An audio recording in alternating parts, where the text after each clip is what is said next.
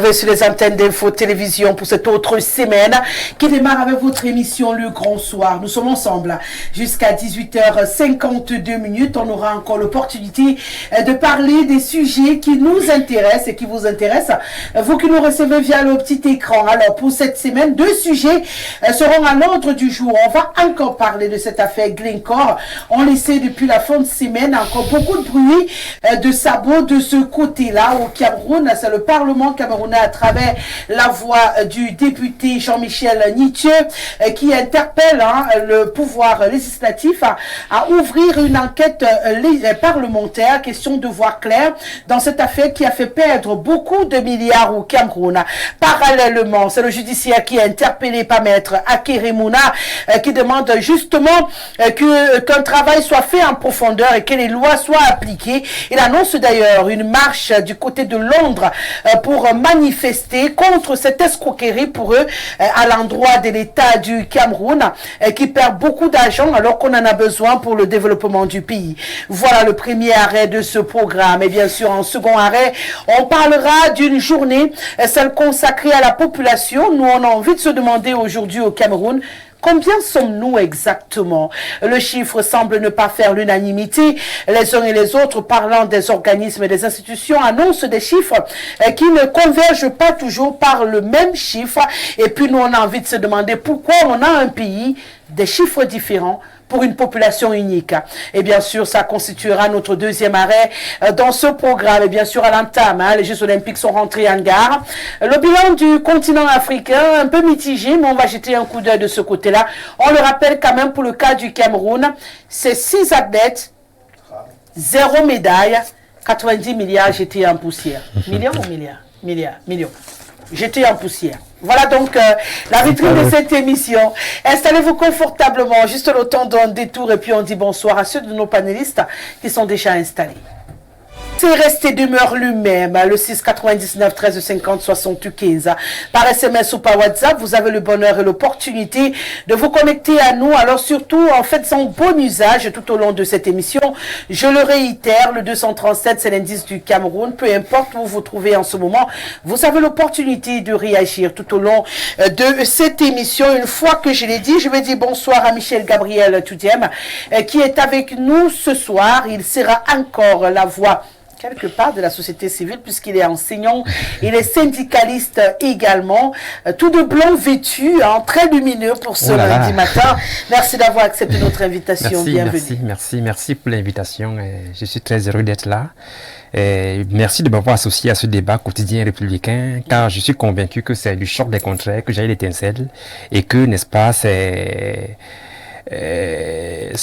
du progrès de la connaissance que jaillit, n'est-ce pas, le positif. Je voudrais également saisir l'occasion pour dire merci à tous les camarades, les enseignants, n'est-ce pas, du primaire, du secondaire, n'est-ce pas, de la maternelle, qui ont pris part à notre congrès national du 31 juillet dernier, congrès à l'issue duquel on a élu, n'est-ce pas, un nouveau bureau national qui est coiffé par l'ancien et nouveau président Charles René qui revient.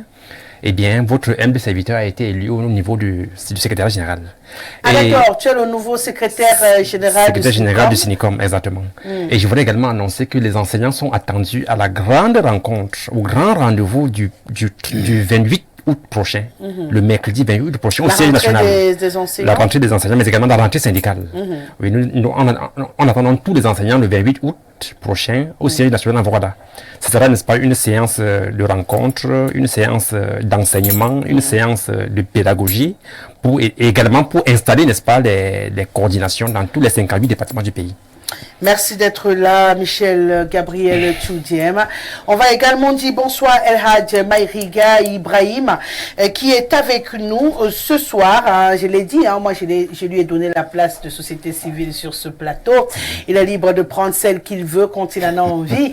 Mais cette prise de parole nous donne envie justement de lui accorder cette place-là. Merci d'avoir accepté encore notre invitation. Bienvenue. Merci Rosalie, merci pour cette autre invitation qui nous honore parce que là, j'ai toujours dit, n'est-ce pas, c'est un plaisir de se retrouver toujours au milieu, n'est-ce pas, de mes compatriotes pour parler de notre pays. Alors, c'est de notre devoir. Tant pis pour ceux qui croient qu'ils vont se taire. Nous prenons quand même notre courage d'être là à travers, n'est-ce pas, votre média, vous nous donnez la parole. Sans verser dans l'injure, comme dit mon ami, c'est quelque part, ou la diffamation. Nous n'allons que faire ce que nous savons faire, ce que nous pensons être la vérité, quitte, n'est-ce pas, ceux qui nous écoutent, de partager ou de rejeter. Je dis comme ça bonsoir à mes copanélistes et aux millions de téléspectateurs. Et nous pensons être à la hauteur, n'est-ce pas, de cette autre invitation et des thématiques que nous allons présenter. Merci d'avoir encore accepté d'être avec nous. Bientôt, je dirais que vous devenez comme un meuble pour moi dans cette émission. Et c'est toujours un plaisir de vous accueillir. Je pense qu'on va multiplier un peu plus. Oui. Les passages. Hein? Là, on est là. Nous sommes là à la retraite. On a suffisamment de temps. D'accord, si vous me le confirmez, non. On va profiter. On a suffisamment de temps. D'accord. Surtout, on a fait de ça vraiment. C'est un devoir, moi, je trouvais ça. Chaque Camerounais doit se lever, pouvoir dire quelque chose. Ne vous taisez pas, n'ayez pas peur. C'est simple. Pour le faire, probablement, c'est là. L'évidence, c'est là. Il y a un problème. Mais si vous ne parlez pas, qui doit parler à votre place? C'est des choses qui sont palpables, c'est là. Qui sont visibles, qui sont traçables. Oui, c'est notre pays. Nous n'avons pas vendu ce pays aux gens, non? C'est notre pays. Donc, se retrouver comme ça, parler d'un sujet pour éclairer même à certaines personnes, n'est-ce pas, qui n'ont pas. Mais il semble que certains compatriotes ont déjà vendu ce pays. Mais oui, ça c'est vrai. Parce que ce qu'ils font, ils laissent tout. Être présent à Pipi, j'ai toujours dit aux gens, c'est un Camerounais qu'on élit pour un devoir bien précis et qu'il est payé pour ça. C'est ça. Et il a le devoir de nous rendre compte. C'est ça. Chaque fois qu'il y a une situation grave, qu'il nous rende compte. Comme la fête des corps. Merci une fois de plus d'être là, El Maïriga Ibrahim. Et puis on va accueillir le troisième invité sur ce plateau, Lionel Kungaba. C'est vrai que ça fait un petit moment qu'on n'a pas été ensemble. Secrétaire national au bilinguisme et à la traduction au Social Democratic Front. Il est membre du NEC. C'est un plaisir de vous accueillir ce soir. Bienvenue. Bonsoir Rosalie, bonsoir à nos millions de téléspectateurs. Ça fait toujours plaisir de revenir sur le plateau du Grand Soir. Bonsoir à mes co-panélistes, bonsoir à toute la grande famille du Social Democratic Front, plus précisément celle de la diaspora qui reçoit le très honorable président national Chief Joshua Osei Nabangui. Candidat d'ailleurs à la prochaine présidentielle, c'est désormais officiel. Non, il n'est pas. Pas encore? Pas encore. Il réfléchit encore? Le Social Democratic Front est un parti organisé. Pour choisir un candidat à la présidentielle, il faut passer par un congrès extraordinaire. Ah d'accord, tant que le congrès n'est pas passé, ce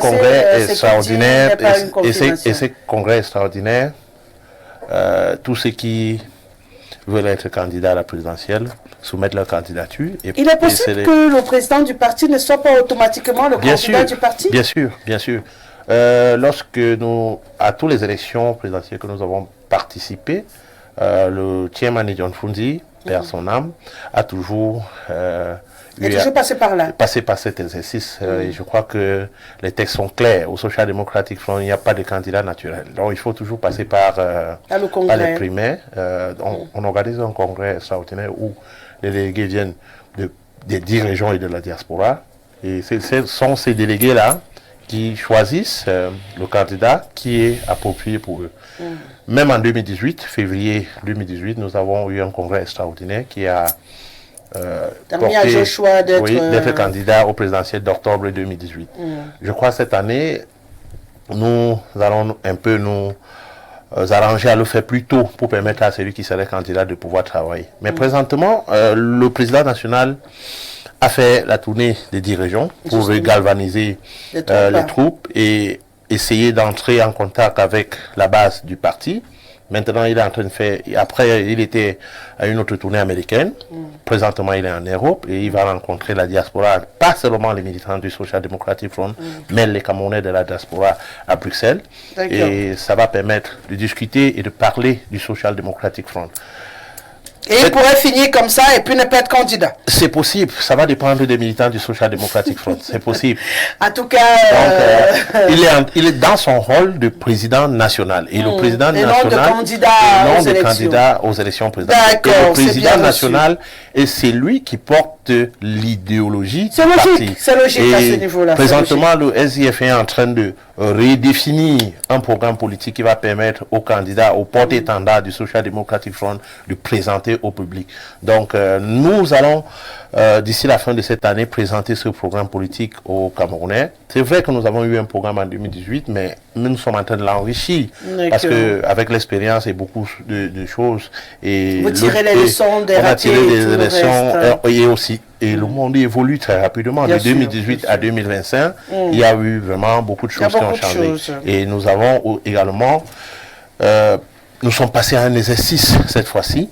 Cet exercice a permis... Rassure-moi, je n'étais pas ouvert la vanne pour me bouffer toute l'émission.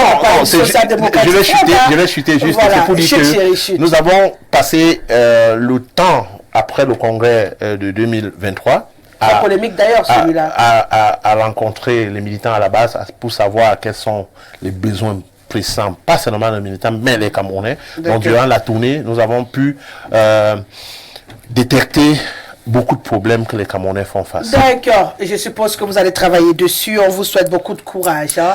On espère avoir un SDF comme on l'a connu en 92, en 90, avec vous, pour la prochaine élection. Soyez-en rassurés, c'est vrai que... Non, j'ai juste dit qu'on est... Soyez-en rassurés. Merci beaucoup. Ça va aller. Alors, Lionel, j'ai envie de faire de cela notre biscuit ce matin. Les Jeux Olympiques sont rentrés en gare ce week-end, sous le regard des Camerounais et ceux du monde entier.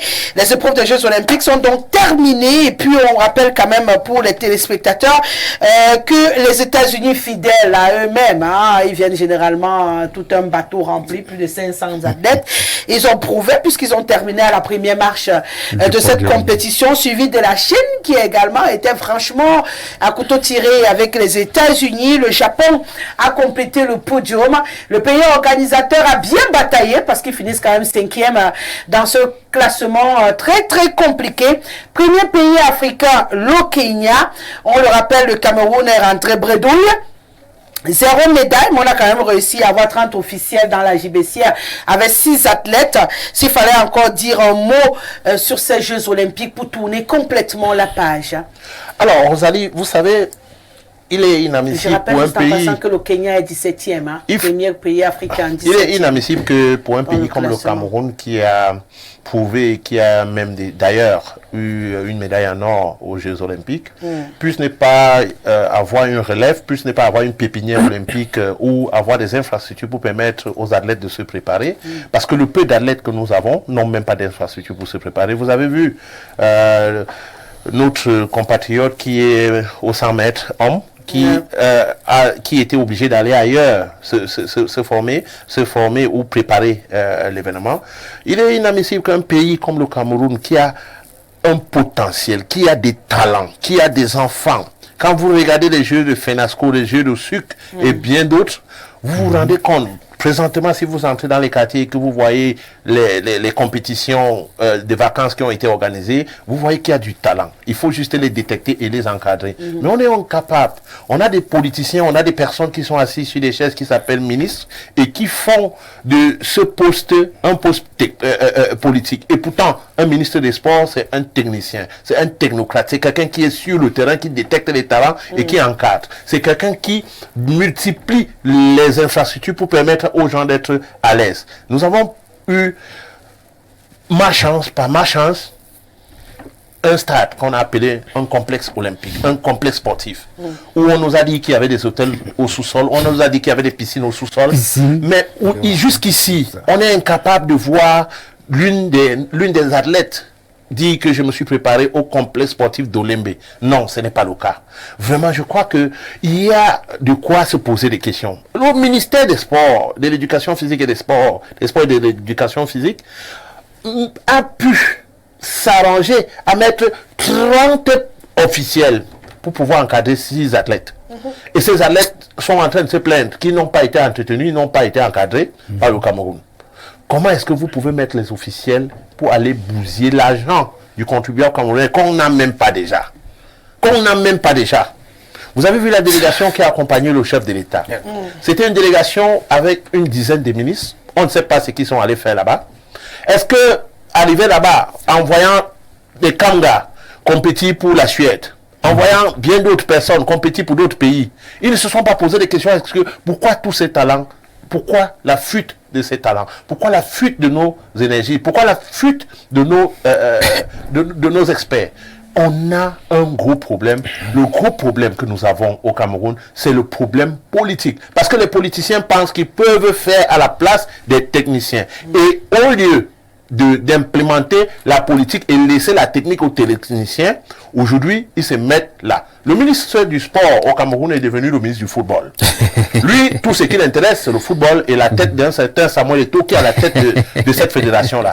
Pourquoi? On ne sait pas. Parce que peut-être il y a un peu de gain ou un peu d'argent qui sort de ce côté. Il y a une cinquantaine de fédérations au Cameroun. Ouais. J'ai eu la possibilité de voyager avec une fédération qui a ramené de l'or. On se retrouvait à Addis Abeba. Quand on a atterri à Ansimanen, je me suis dit on devait avoir des caméras, la CATV, qui est la télévision nationale, normalement, qui doit venir les accueillir. Ils sont rentrés, ils ont rapporté de l'or. Ils font des haltérophilie, de bodybuilding. Ils sont allés au Brésil, au fin fond du Brésil, pour le championnat du monde. Je parle de cette année. Ça, c'est le mois de juin. Ils sont revenus avec de l'or. Mais on ne les a pas reçus. Ils étaient dans les rangs avec nous là-bas pour attendre leurs bagages et entrer dans les taxis pour entrer au quartier. Mais le ministre est là. Le ministre vous dit, il y a une cinquantaine de fédérations, tout va. Mais je dis, si on veut être un pays sérieux, on doit savoir que pour compétir aux Jeux Olympiques, il faut avoir une sémence olympique. La sémence olympique, nous avons un comité national olympique qui a à sa tête un colonel, un chevronné des sports, un monsieur qui a une expérience, qui connaît, qui a voyagé partout dans le monde et qui sait ce qu'il faut pour avoir des talents, pour gagner. On ne part pas aux Jeux Olympiques pour se balader. On ne part pas au tourisme aux Jeux Olympiques. On ne part pas rester sous la pluie avec le papier sur la tête aux Jeux Olympiques. On va là-bas pour combattre et gagner des médailles. Si on n'est pas capable de le faire, on laisse la place à ceux qui peuvent le faire. Et on ne bousille pas l'argent du contribuable camerounais. Le contribuable camerounais n'en a pas déjà assez pour qu'on puisse utiliser l'argent pour aller faire du tourisme avec des petites copines dans des hôtels de luxe en France. Ce n'est pas ça. Il faut bien que ça change. Et lorsque nous parlons aux social-démocrates, nous attirons l'attention des Camerounais une fois de plus. Vous avez l'opportunité de changer ou de ne pas le faire en 2025. Vous avez encore quelques jours pour vous inscrire sur les listes électorales pour permettre que ce changement ait lieu. Mesdames et messieurs, vous avez jusqu'à la fin de ce mois. Et il faut savoir que lorsque 2025, 2026, 2027 sont des années électorales, la liste électorale ne s'ouvre pas. Donc ceux qui ne s'inscrivent pas, que les élections aillent jusqu'en 2027, vous allez être des spectateurs et vous allez subir. Et je veux vous dire, chers Camerounais, allez vous inscrire. Vous avez quelques jours, ça ne prend pas une heure de temps pour s'inscrire. Allez dans tous les points, vous inscrire et votez massivement le jour dit et sauvegardez vos votes. Nous allons mettre ce régime hors d'état de nuit. Voilà qui est dit. El Hadj Maïga Ibrahim, je le disais tantôt, le premier pays africain dans ce classement est, heureusement, 17e, mais seulement il faut attendre bien loin à la 39e place pour retrouver l'Algérie, qui est le deuxième pays africain. Le troisième, 44e place, c'est l'Afrique du Sud. Toujours en cours de route là, on trouvait quand même le Kazakhstan, qui est 43e, l'Indonésie, qui est 40e, Israël. Ça, c'est plus les pays africains. Non, c'est juste pour dire que, en dehors des pays qu'on connaît, okay, on a quand même d'autres pays qui se sont insérés, qui se sont démarqués. Ouais. Pour ce qui est de l'Afrique, je disais tantôt, l'Afrique du Sud est 3e, l'Éthiopie est 4e, 47e dans le classement. Il faut descendre plus bas, 53e place pour retrouver l'Égypte. Après l'Ouganda, qui est 53, 54, 55, 56, 57, 55e le Botswana. On retrouve beaucoup de pays de l'Afrique de l'Ouest qui sont quand même rentrés avec qui se sont démarqués, ne serait-ce qu'une médaille en or, le cas de la Tunisie, une en or, une en argent, une en bronze. Mais pour ce qui est, voilà, on a même d'ailleurs le classement africain à l'écran. Premier, le Kenya, l'Algérie, l'Afrique du Sud, l'Éthiopie, l'Égypte, la Tunisie, le Botswana, l'Ouganda, le Maroc, le Cap-Vert, la Côte d'Ivoire et la Zambie, pour ceux qui ont quand même eu un métal, puisque vous remarquerez que la Zambie a une seule médaille en bronze. Le Cameroun, c'est 0 médaille. 0 du tout. Donc, on allait nous classer dans les pays déversés en bas là. Donc, nous sommes en rang là-bas où on a mis 0 devant. Nous sommes dans les oubliettes. Oui, les oubliés de l'événement. Vous allez à tout Seigneur tout à l'heure. Le véritable problème, ceux qui se sont préparés ont mérité des médailles. Et c'est l'occasion pour moi de féliciter l'État français. Parce que nous avons débattu de ce sujet, je crois, au moment de l'ouverture. À l'ouverture ici, exactement. Oui. Malgré les petits couacs qu'on peut appeler, pour certains, des images qui ont choqué, moi je soutenu que l'ouverture nous a présenté quelque chose qui prévoyait ce qu'on a vécu là, la fermeture, comme hier, n'est-ce pas, la clôture. Vraiment, ça a été des choses de l'inédit.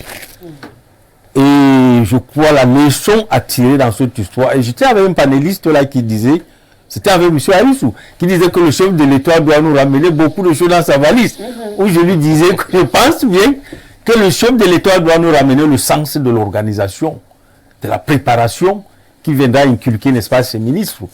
Donc je partage, n'est-ce pas, l'analyse de M. Kungaba. De M. Kungaba, n'est-ce pas, du 19. Kungaba, voilà. Parce que c'est quoi, Rosalie? Vous ne vous préparez pas, vous ne vous attendez pas à quelque chose. Nous savons comment ça se passe au Cameroun. Rosalie, préparer un athlète. Comme vous l'avez dit là tout à l'heure, les États-Unis avaient tout un bateau. Le sport aux États-Unis, c'est une institution. Il y a le sport études. C'est financé. Ces enfants, c'est un suivi permanent durant les 4 ans. Tu es chez toi, on vient te prendre, on va faire des textes pour voir si tu ne te disperses pas n'importe comment. Les gars sont encadrés, se préparer. Ici, chez nous, on attend juste peut-être 6 mois. C'est où vous voyez, n'est-ce pas, s'intéresser déjà. J'ai suivi M. Kakaba ce matin avec une autosatisfaction. Non, ils ont quand même amélioré les performances. Est-ce que nous sommes allés là-bas pour améliorer les performances? Nous sommes allés là-bas pour ramener des médailles. On est d'accord. Vous voyez, c'est ça le Cameroun quand on parle. Et il a dit quelque chose de très important aussi. Apprenez à recruter. Prenez le nageur français. On a pris le meilleur entraîneur de la natation américaine. C'est où le gars est allé travailler avec lui là-bas, revenir en France. Il n'y a pas de hasard dans cette histoire. Donc si nous voulons gagner, que les ministres restent dans leur bureau, qu'on recrute des personnes, qu'on envoie des enfants en stage un peu partout, travailler avec des meilleurs. Et ici au Cameroun, vous avez vu quand même quelque chose. Un athlète qui doit participer à un jeu olympique à quelques semaines, prendre la moto pour rejoindre, comment on appelle, le stade de Japoma. Ça dit un petit incartable, n'est-ce pas, un petit accident, ça dit c'est fini, sa carrière est finie. Donc, ça veut dire que ce garçon n'est même pas encadré. On ne peut pas mettre un petit véhicule et un chauffeur. C'est tout ça qui booste le moral des enfants. Quand il sait que le pays dépense. Le pays attend quelque chose de moi. Ils sont là en veste et costume. C'est tout, c'est ça. Ils attendent juste les victoires pour sortir ces jours-là, veste et discours, avec des discours. Non, il y a des choses dans ce pays. Je crois que le prochain régime peut-être viendra revoir la marche du Cameroun, mais nous avons des choses, c'est la mauvaise volonté. Et on ne peut rien s'attendre. Et nous attendons le chef de l'État qu'il vienne aussi partager avec la jeunesse camerounaise, n'est-ce pas? C'est qui nous rapporte de c'est vrai, c'est qui nous a dit, n'est-ce pas, la fédération, où il a condamné, n'est-ce pas, la FECAFOOT, qu'il met beaucoup d'argent, n'est-ce pas, pour le football, à la FECAFOOT, qu'il l'a aussi condamné. Parce qu'il est inadmissible qu'il partage ça, les Camerounais sont fâchés. Ça, c'est clair. On ne peut pas nous ridiculiser comme ça. Michel Gabriel, tu On l'attend. on a aussi défilé comme les autres à Paris, dans le bateau. On était devant le Canada. Le Canada, quand même, qui partageait le bateau avec nous. On n'est pas rentré bredouille. Ben, nous, quand même, on a réussi à rentrer avec nos grands sourires, puisqu'on a bien défilé. On avait des grands sourires. On était émerveillés. On était à Paris. C'est tout ce qu'on a ramené. Dans une GBCA vide. C'est pour embellir ce Pourtant, on a sourire quand même que... 90 bâtons qui sont restés sur le Voilà, canot, quand même. 90 milliards de francs CFA. Millions. Je crois que c'est millions Non, quand même. non. Milliards? C'est rien? Pas millions. Waouh! J'essaye depuis de passer de mon cerveau milliards, Fungaba. Pourquoi tu me fais ça? Non. 90 milliards. N'est-ce pas? 90 milliards dans l'eau. Le budget qui a été alloué pour la participation du Cameroun. Oui, Wow. Jeux Olympiques. Oui, Oui. j'essaie de repousser ce parce que ça sonne tellement violent dans ma tête. c'est ça. Je me dis, millions au moins, on peut comprendre 6 personnes. Milliards, ça. Et 90 milliards, s'il te plaît, pour seulement 6 athlètes, avec 30 encadreurs. Ouais. Alors qu'on connaît des délégations de pays qui ont 20 encadreurs, qui ont par exemple 50 athlètes pour très peu d'encadreurs. Ouais. Et ils ont eu des médailles. Vous Ouais, voyez, ouais, un responsable dit carrément qu'ils ont amélioré les performances. Oui. Cacher la honte. Donc, ils auraient pu courir aussi ici. Ici, c'est tout. Vous comprenez? Alors, ces 90 milliards rejoignent les 180 milliards de copies Gate qui sont partis dans l'eau. Ça rejoint également les 150 milliards de Glencore Gate qui sont partis dans l'eau, sans compter les histoires de Olympic Gate, Ars Louga, Yaoundé Gate, et ainsi de suite. Au Cameroun, on ne parle que de Gate, en termes de milliards, avec les lignes 94 Gate, ligne 56 Gate, et ainsi de suite, qu'on crée chaque jour pour détourner les fonds publics. Vous voyez? Donc, tout ce qu'on peut dire, c'est que je rejoins mes prédécesseurs qui ont dit que l'État fasse quelque chose. On croyait qu'avec, n'est-ce pas, l'espoir de Nganou sur le plan mondial en termes de boxe, l'État devrait créer, n'est-ce pas, des gymnases. Ne serait-ce qu'un gymnase par région. Pour que de nouveaux Nganou puissent émerger. Donc, quand Françoise Mangwa, Vous voyez? on n'a pas créé les pistes d'athlétisme partout, on va créer. C'est bien cela que nous décrions. Frapper quelques personnes. Vous voyez, quelque part. cette inertie, ce manque de volonté de créer, de faire quelque chose pour l'épanouissement de la jeunesse, c'est malheureux. Et le ministre des Sports passe son temps, comme l'a dit mon prédécesseur, à lutter contre Samuel Eto'o. Pourquoi? Hein? Alors, voilà là où on attendait. Il est parti, n'est-ce pas, s'aligner derrière le chef de l'État à Paris. Il est parti se pavaner là-bas, il revient. Pedouille. C'est malheureux. C'est malheureux, mais est-ce qu'on peut nous attendre mieux à un ministre qui est là depuis des années? Depuis des années, il est sur le même poste. Peut-être que même moi, ça peut, je ferais pareil. Comment comprendre qu'un ministre peut faire 10 ans au même poste, 20 ans au même poste? Et le PM est là, il voit. Le chef de l'État est là, il voit. Ça c'est curieux. C'est curieux, ça dit que le pays est abandonné à lui-même. Je ne m'attendais pas à voir les réactions des téléspectateurs, c'était qu'une mise en bouche, mais j'en ai quand même. Je vais quand même les rendre solennelles. Bonsoir Rosalie, à ton riche panel. La médiocre participation, je dirais même la figuration de nos supposés athlètes aux Jeux Olympiques français part du fait que l'improvisation et la fortuite qui caractérisent souvent nos supposés Dream Team ont toujours été l'épine dorsale des puissants échecs à ces rendez-vous sportifs mondiaux. C'est dommage. Pourtant, Rosalie, ailleurs, les athlètes disposent de tous les atouts majeurs pour gagner des précieux métals. Le précieux métal et les précieuses médailles. Voilà donc 80 milliards. Vraiment. Bon, qu'est-ce qu'il y a, monsieur Zambo? Vous rectifiez votre message. En attendant, moi j'avais entamé de le lire parce qu'il est en train de modifier son message. Bonsoir Rosalie, le montant alloué au Cameroun pour la participation aux Jeux Olympiques, c'est 900 millions de francs CFA. Voilà, c'est millions. Voilà. 900 millions de francs CFA. J'ai eu peur quand ils ont dit milliards. J'ai cru que mes yeux avaient mal vu. J'ai dit, mon Dieu, c'est quoi cette affaire? 900 millions. Pour y aller, on est en milliards.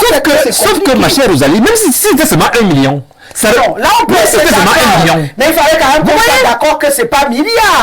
Quand on sait qu'au Cameroun, il y a des sociétés qui ont fermé pour mauvaise gestion, alors que les jeunes pouvaient trouver de l'emploi là-bas. Je suis d'accord avec vous, mais j'avais besoin d'être rassuré dans ma tête que c'est bien million. Même si c'est seulement 1 million. Bonsoir ma bien-aimée Rosalie. Moi, le combine n'a même pas le minimum de décence pour communiquer sur la débâcle du Cameroun aux Jeux Olympiques 2024. Ma bien-aimée Rosalie, là on est en Côte d'Ivoire. Le RDPC est une calamité qui dure depuis bientôt 43 ans. J'écris bien 43 ans. Ma bien-aimée Rosalie, le ministre de la Communication peut offrir des groupes électrogènes progressivement à toutes les chaînes de télévision au Cameroun. Le budget des Jeux Olympiques 2024, il répète également, n'est pas 1 milliard, mais 900 millions de francs CFA. Tudiem doit vérifier cette information. Je pense qu'on est tous tombés d'accord dessus. C'est bel et bien 900 millions. Parce que, merci de m'avoir aidé à confirmer que c'est millions. Là, je n'avais aucun document devant moi. Et du coup, ma tête était en train de chauffer. Je me disais, où est-ce que j'ai raté le côté? Sur ce coup-là. Bonsoir à vous, Madame Rosalie. Moi, je doute que le Cameroun a tous ses papiers pour être un pays. Rien ne marche dans tous les domaines. Dans tous les domaines. Ça ne va pas. Signé Didier depuis Iabassi, qui doit donner au Cameroun ses papiers pour être un vrai pays. Oh là là, la belle rose, dans une si belle robe scintillante, moulant. Ce beau corps d'ange, je m'incline face à la splendeur de ta beauté. Reçois mon bonsoir ainsi qu'à ton riche panel. Ma rose préférée. Le Cameroun est malade de ces pseudo-intellectuels qui savent tout, qui disent tout, sont omnipotents, omniprésents, sans aucun état d'âme. Ils détruisent des vies, des carrières, les rêves des jeunes qui ne demandent qu'à servir cette nation pleine de potentiel. Nous sommes dans un labyrinthe infernal. Nous attendons les hautes instructions sur la contre-performance de nos athlètes aux Jeux Olympiques de Paris. C'est Cyril qui nous écrit depuis Douala. Bonsoir à tous et à toutes. Vraiment, quand le ministre est nommé, il devient un homme d'affaires. Et pourtant, le président de la République a dit il fait confiance aux jeunes. Quand Eto'o prend les choses, il est combattu par les gorgoles. Le pays n'a pas d'argent, pardon. Mieux de démissionner ce ministre dans le sport. Il n'a pas sa place. C'est Alex qui nous écrit bonsoir Rosalie. Tu es très sublime ce soir. De grâce. Que le ministre revienne très vite pour venir faire ce qu'il sait faire. Bien faire même, c'est combattre Samuel Eto'o. Le mois prochain, son complice Marc Brice est déjà en place pour le match du mois prochain. Belay, depuis Deido, du côté de Douala. Bonsoir Rosalie, 240, on est à Malabo en Guinée équatoriale. Bonsoir Rosalie, tous les Camerounais ont été transformés en zombies. On parle seulement sans réagir. Les gens détournent nos fonds tous les jours. Et puis quoi? Et puis quoi? Et puis quoi? Achille depuis Malabo, qui trouve votre calme l'embête. Bonsoir Rosalie, bonsoir Monsieur Zigli. Bonsoir Rosa, le Cameroun a été allé accompagner le président Biya. Sinon, comment un staff de 6 athlètes pour comprendre 30 personnes? Tout le monde sait que c'est le football qui intéresse nos beaux là-bas. Amara depuis Abidjan. Bonsoir Rosalie, le montant alloué au Cameroun pour la participation aux Jeux Olympiques est de 900 millions de francs CFA. C'est Jean-Claude qui nous écrit. Bonsoir Rosalie, disons la vérité. Pas 90 milliards, mais 900 millions. Voilà, c'est Xavier de Beaumont. Oh, je vous adore, chers téléspectateurs. Ce qui est super avec vous, c'est que personne ne peut me tromper sur ce plateau. Vous êtes debout comme des soldats pour m'accompagner. Vous voyez, moi, j'ai hésité. J'ai dit non, je sais que c'est quand même des millions et tout. On me dit non, milliards. Et vous êtes là. Vous êtes sortis de partout pour venir dire Rosalie que c'est gars de tabou. Merci à vous. Bonsoir, Rosalie. Le plus grave dans cette affaire des Jeux Olympiques pour le Cameroun, c'est que nous étions même absents de la cérémonie de clôture. Quand on était déjà rentré, qui devait encore nous garder là-bas dans les hôtels? On avait déjà fini nos 900 millions. On devait encore rester pour être hébergé par qui? Voilà, en dehors de notre drapeau qui était affiché, il n'y avait personne qui tenait le drapeau du Cameroun, comme on l'a vu pour les autres pays. Rosalie, nos dirigeants ne comprennent pas encore le rôle du sport dans un pays. Si tous les jeunes qui nous agressent dans les quartiers sont intéressés par le sport, Rosalie, les agressions vont baisser. Pour ne prendre que cet exemple-là. C'est Thierry depuis Ekounou. Waouh! Une robe lumineuse à l'image de cette étincelante présentatrice du soir devenue grand. Tudiem dans une pureté vestimentaire à quelques semaines de la rentrée scolaire. Ibrahim dans ses prises de parole acrimonieuses contre son partillon englué de manière nutritionnelle du pain sardine à quelques mois des élections. Laisse-nous voir nos enfants grandir. Maïdia Broda Kungaba du sofa don't finish. Aïsaloto. Au présidentiel pour 0,007% au Sombok. Je me suis régalé pendant les JO devant mon écran de télé et admiré des athlètes d'une performance mémorable parce que venant des pays où le sportif est mis au centre des préoccupations du développement, tant sur les plans infrastructurels et financiers, pour améliorer les records, contrairement à nous traînant une délégation gloutonne avec des athlètes à l'image des urines de cricket pour une villégiature sportive sans même ramener une médaille en terre cuite. C'est Masok Thomas qui dit que vous irez chercher 0,007% aux prochaines élections. Il te taquine, Kungapa. Il te taquine. C'est mon ami Thomas. Mon cher ami Thomas. Bonsoir Rosalie. Les 6 athlètes camerounais ont eu quelle somme chacun? Nous voulons bien savoir. J'irai fuiner, je vous le promets. On va se rendre du côté de l'Italie, plus précisément à Ferrara. Pour ce message, bonsoir Rosalie. En sont tous les pays africains où on se trouve à la 11e position. Non, 17e. Le Kenya? Le Kenya. Pas mal du tout, parce qu'il y a des États américains qui ont eu aussi 0 médaille, blague à part. J'ai dit depuis le début qu'on aurait dû ne même pas y aller. C'est quoi cette compétition internationale où tout un continent, 237, ne parvient qu'à aller avec 6 athlètes? On croit que Dieu, c'est seulement pour nous. On pouvait même négocier avec Nganou. On dit qu'il demandait beaucoup d'argent. Du coup, les touristes qui sont allés avec les athlètes n'auront rien eu. Le Hemley du Camerounais s'est déporté en diaspora avec les Ngabet, Mbok, Fopa, Nzeminko, Ngaba, Kamga. Vraiment, c'est un dobo depuis Ferrara qui nous écrit ce soir. Je voudrais me tromper, mais je crois que le ministre des Sports va expliquer aux Camerounais la débâcle des JO là. C'est Zigli qui nous le dit. Bonsoir Tata, le problème c'est la politique sportive qu'il faut repenser. Il ne s'agit pas de 80... Oui, on a arrangé 900 millions. Et pourquoi aucune équipe de football féminin et masculin n'a participé au JO? C'est toujours la faute du ministre. Bonne soirée à vous Tata. C'est Yaya qui nous écrit depuis Yaoundé, qui se dit que la Fédé aurait pu envoyer... bonsoir Info TV. Pour moi, il faut mettre le ministre des Sports et de l'Éducation physique sous normalisation à le ministère. Ça permettra à notre gouvernement sportif de peut-être se relever. C'est Yama Mephisto, très loin de Yaoundé. Je ne veux pas être déporté. Ah d'accord, il disait qu'en additionnant toutes les médailles des pays africains. Donc tu vas additionner toutes les médailles des pays africains pour aller te positionner en termes de continent. Ok, tu disais que le continent africain est 11e. Sur combien de continents? Toi, tu as divisé les pays des autres en continents aussi. Parce que je pense qu'on a le continent américain, européen, africain, asiatique, océanique. africain, océanique et c'est tout. Ben, si tu dis qu'on rassemble toutes nos médailles pour être 11e, c'est dans combien de continents? Parce que sur tout le c'est le reporter du sport qui aime souvent faire. Et je n'aime souvent pas. Je ne comprends pas. Vous avez pris les États-Unis, vous avez coupé en 52 continents? Ou bien vous avez pris... Rosalie. Non, le continent africain, c'est pays après pays. Le Kenya est 17e. Voilà. Donc, c'est pas que nous sommes 11e au milieu des autres continents. On n'en a que 5, hein, sauf si ma géographie est défectueuse. Donc, on ne peut pas avoir l'Afrique 11e parmi les continents. Hein, mon ami Ndobo, depuis Ferrara. Il faut bien repositionner ton classement. Parce que quand j'ai dit qu'on n'est pas 11e, on est 17e, il est venu me dire compte le continent. Non. Il n'y a pas le continent africain sur 11 continents, on n'en a que 5.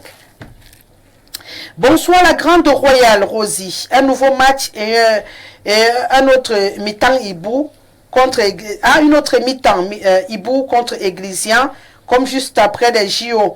On attend les rapports des JO avec 0 médaille pour tout un continent, la lionne du continent galactiquement planétaire, qui nous écrit ce soir. Voilà, on va aussi faire plaisir à ceux qui écrivent. Là, je n'arrive pas à finir les messages par WhatsApp, mais je vais un peu guetter mes amis par message. Hein. Vous voyez qu'ils sont très nombreux, ce n'était qu'une mise en bouche, mais apparemment, qui a trouvé l'assentiment des téléspectateurs. Bonsoir à tous. Je veux savoir combien chaque athlète a eu, parce que ce pays est très, très dangereux. On ne faut pas qu'on les accuse pour rien. Voilà. Autre réaction, bonsoir le panel, c'était prévisible un tel fiasco au JO, aucune vision à l'image de la gouvernance générale, c'est à se demander si on y était pour le défilé des sports souvent représentés, n'avaient pas d'athlètes et c'est très malheureux, tout ce qu'ils ont fait c'est justifier l'argent dépensé. Notre sprinter Essémé était inconnu il y a 2 ans, que font les fédérations et le MINSEP? Il faut absolument verser l'eau bénite dans les rues de ce pays afin d'espérer vivement la carte d'électeur, vraiment. Aristide depuis Soa. Bonsoir Rosalie, je ne sais pas ce que moi les Combi et Kalkaba font encore. Ils doivent démissionner. Pourquoi s'acharner sur un des rares présidents ayant une vision qui aurait pu qualifier l'équipe de volley pour mettre un prédateur sexuel à la tête de la FECA volley, rater les jeux à la maison. Paris, c'est à la maison pour nous et un coach qui exerce sur place et qui a déjà donné 3 cannes au Cameroun, Jean-René Akono Francis. Depuis Yaoundé, je pense qu'il parle d'Abouem qui vit un calvaire à la tête de la Fédération camerounaise de volleyball depuis quelque temps. Bonsoir à tout le panel et les joueuses enceintes. Les 5 là. Après. Bonsoir à tout le panel. Parlant des JO, ne nous attardons pas aux performances de nos athlètes. Le problème, c'est la mauvaise gestion du sport. Avec à sa tête le ministre de tutelle qui n'a pour plan d'action que la FECA Foot. C'est Samuel depuis Douala Niala qui nous écrit. Bonsoir à vous tous sur le plateau. Moi, je me nomme Niobet Tim David Désiré depuis EDEA. Politiquement parlant, je tiens au changement dans notre pays, le Cameroun, et je continue à soutenir notre tout-puissant parti politique qui est le RDPC. C'est de là que viendra le changement. Après 43 ans. C'est son avis. Oui, c'est ça que je demande après 43 ans. Bon. Parce que je ne suis même pas celui qui a 40 ans. Bonsoir Rosalie. Les petits exemples font des preuves. Un ministre de sport devrait être celui qui a été un sportif de haut niveau, comme la FECA Foot malgré les critiques. Merci à vous sur l'antenne. C'est Charles depuis Yaoundé. Je ne comprends pas. Quand les messages sont entrecoupés, c'est un peu compliqué. Ma bien-aimée Rosalie, je tiens à te remercier pour tout ce que tu fais pour les Camerounais et le Cameroun. Voilà. Ah d'accord, il dit qu'il a classé le continent africain mélangé avec les pays, pas les autres continents. Oh d'accord, je comprends mieux Célestin, sauf qu'il ne peut pas classer le continent avec les autres pays, puisque c'est chaque pays, et au niveau du continent aussi, on doit avoir chaque pays. On ne peut pas rassembler tous les pays du continent pour les mettre en rivalité avec des pays individuels ailleurs. Ça veut dire que ce n'est pas un classement normal, c'est ce que j'étais en train de dire tout à l'heure. Soit on met le continent mélangé, on rassemble aussi toutes les médailles des autres continents, vous verrez qu'on ne peut pas c'est ce qu'ils font, le reporter, c'est ce que vous dites. Voilà, c'est impossible, on ne peut pas être 11e parce que rien que les États-Unis, c'est 40 médailles. Voilà. En or, je ne parle pas des autres métaux. Donc, il n'y a aucune chance qu'on soit 11e, même en rassemblant. Voilà. Parce que vous rappelez que le premier pays est 17e. Donc, il faut qu'on vienne mettre en renfort les médailles des autres dans le classement pour faire remonter le Kenya. Non. Je suis désolé. Acceptez comme ça. Vous n'êtes nulle part. 17e, premier, et puis on descend plus bas pour trouver un autre. Bonsoir, Rosalie. Le Cameroun, par personne interposée, a gagné une médaille de bronze en boxe avec celle qui on connaît, Ya Etienne depuis Ngaoundéré. Pourquoi vous cherchez les personnes interposées? On n'a rien gagné. Je ne veux pas entrer dans l'autre débat là. C'est un débat compliqué aussi. Il ne veut pas être trop négatif. Et voilà. Sauf qu'on n'a gagné aucune médaille. On va s'arrêter là avec cette mise en bouche qui n'était qu'un petit regard vers cette actualité qui se referme. Pour ouvrir un autre sujet, c'est l'affaire Glencore qui nous intéresse ce soir. Je le disais à l'entame de cette émission. Cette affaire qui fait couler beaucoup d'encre et de salive. Les États-Unis d'Amérique se sont jetés dans la bataille pour gérer l'affaire de leur côté. Des noms également ont été avancés de ce côté-là. Mais au Cameroun, il se trouve qu'on a un silence de mort. On rappelle quand même que la société Glencore a été sanctionnée, que ce soit du côté de Londres et tout, à des amendes et à des sanctions officielles. Ils ont accepté de se mettre à la disposition de tous les pays qu'ils ont cités dans cette affaire de corruption, parmi lesquels le Cameroun, pour pouvoir dénoncer si chaque pays déclenchait des procédures et des procès à l'endroit de ceux qui sont impliqués dans leurs différents pays. Mais le Cameroun semble ne pas vouloir ouvrir de procès contre les Camerounais impliqués dans cette affaire Glencore. Et bien sûr, Maître Akere Mouna ne lâche pas prise. Déjà, il a été au début de la popularisation de cette affaire Glencore. Il continue sa bataille. Il annonce d'ailleurs une marche du côté de Londres pour pousser la justice camerounaise à se bouger et à entamer des procédures contre ceux qui sont interpellés dans cette affaire en attendant l'officialisation de ces personnes-là. Et bien sûr, Jean-Michel Nitieux, député de la Nation élu autrefois sous la bannière du Social Democratic Front, du parti duquel il ne fait plus partie, a également fait une sortie pour demander au Parlement d'ouvrir une enquête parlementaire dans cette affaire qui fait perdre beaucoup de milliards au Cameroun. On a envie de se demander pourquoi ce silence. Est-ce que ça n'en vaut pas la peine, l'affaire Glencore finalement, El Hadji Maïriga Ibrahim? Est-ce que ça n'en vaut pas la peine de comprendre pourquoi on a perdu autant de milliards, qui est impliqué dedans? Est-ce qu'on a le droit de laisser passer alors qu'on se plaint qu'on n'a pas d'argent au pays? Voilà.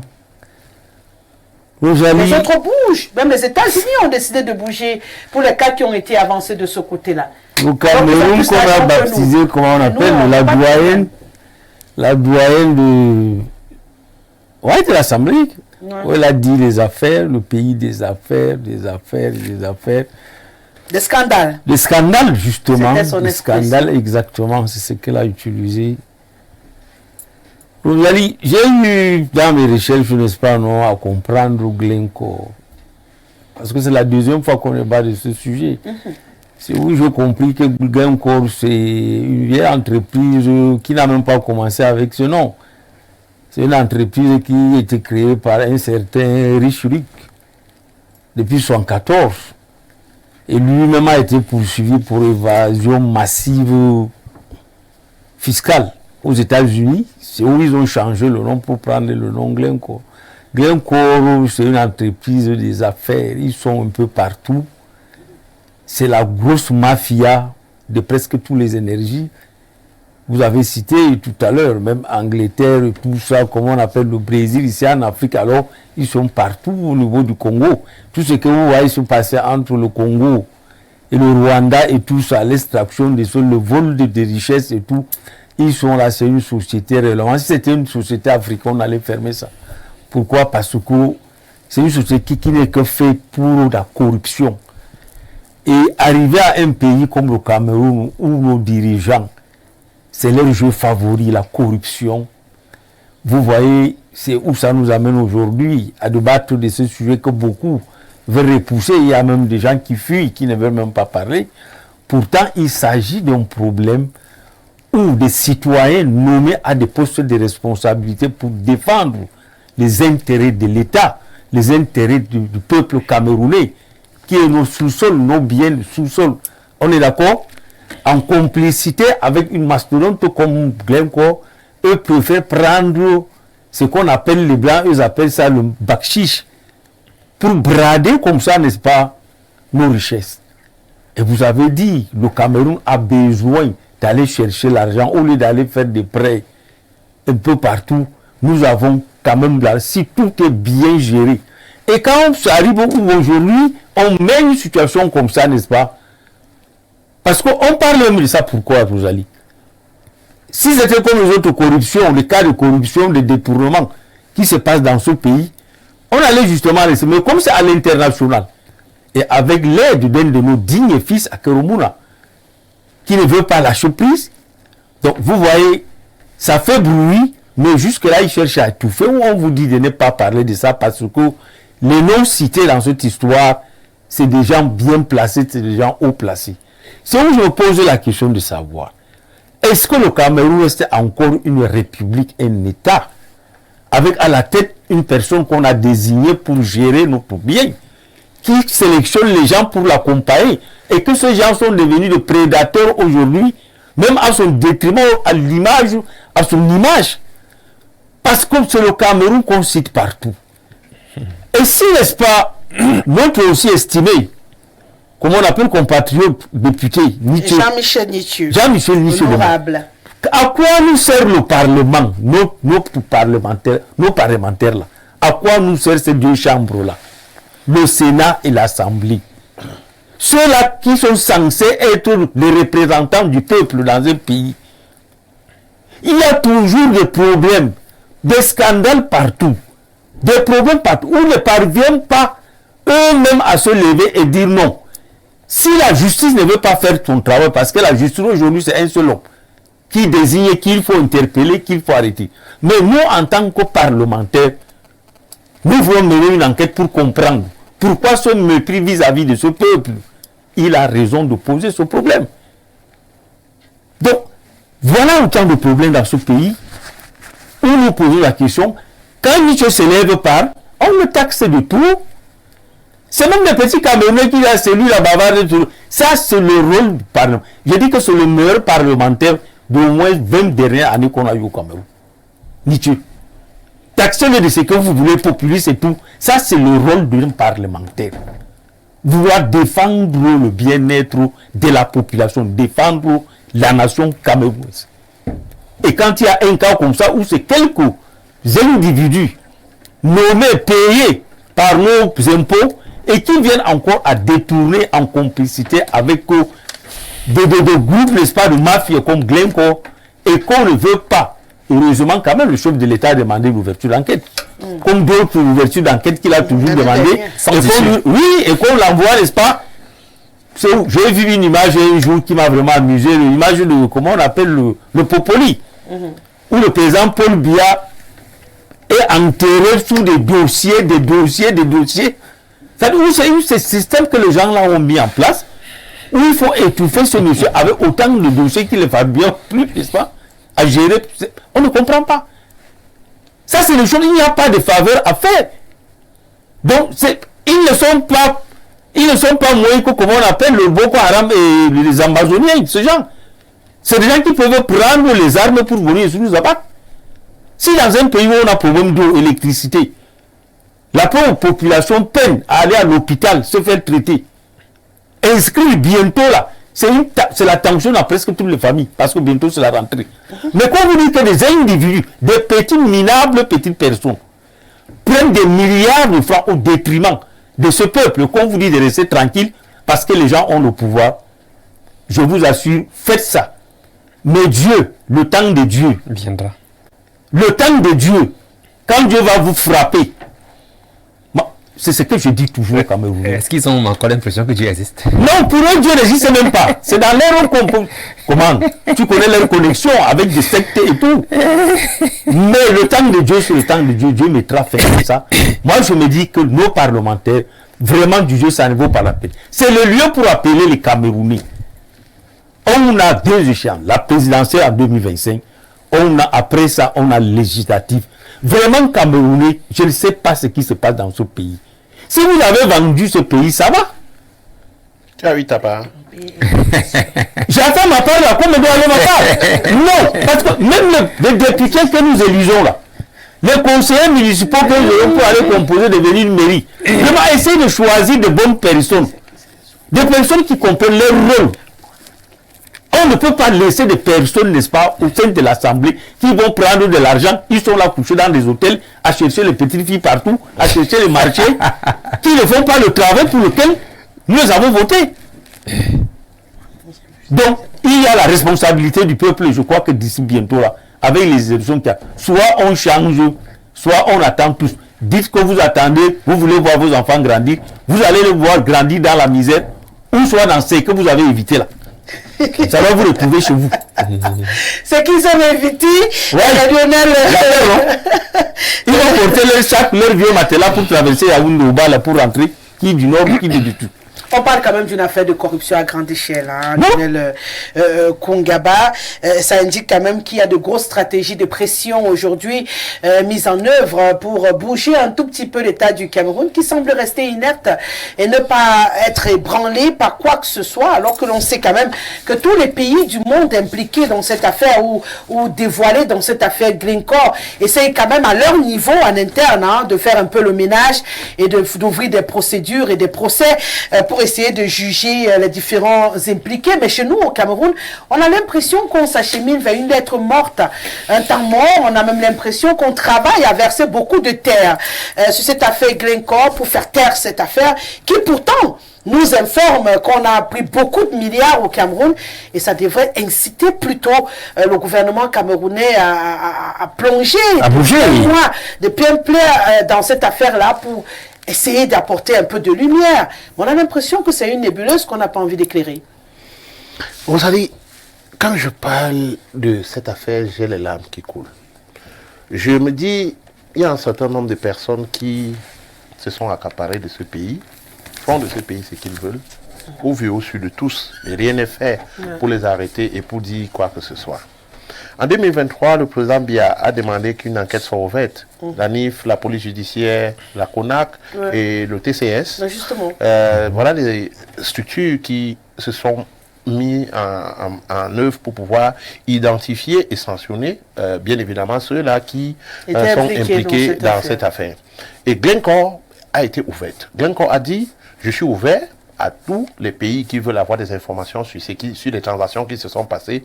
Et Glencore Cameroun a bien précisé, parce qu'ils ont une succursale à Glencore Cameroun. Oui, bien sûr. Glencore Cameroun a dit, nous sommes disposés à travailler.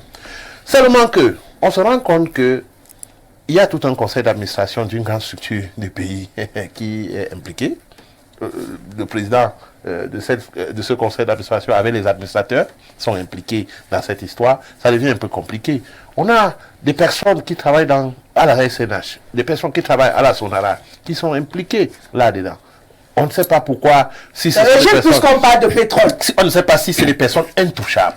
Parce que avec l'allure que nous voyons les choses se passer dans d'autres pays, voilà le procès qui s'ouvre à Londres dans quelques jours. Ça, c'est pour identifier et continuer à sanctionner, et bien évidemment, et révéler les noms de tous ceux qui sont impliqués.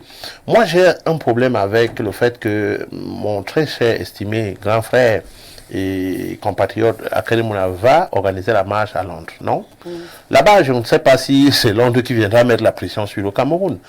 Nous sommes tous unanimes, que ce soit la classe politique, la société civile, que Maître Akele Mouna a fait quelque chose de merveilleux, surtout sur ce dossier Glencore, parce qu'il est celui-là qui a commencé avec les dénonciations après ses recherches.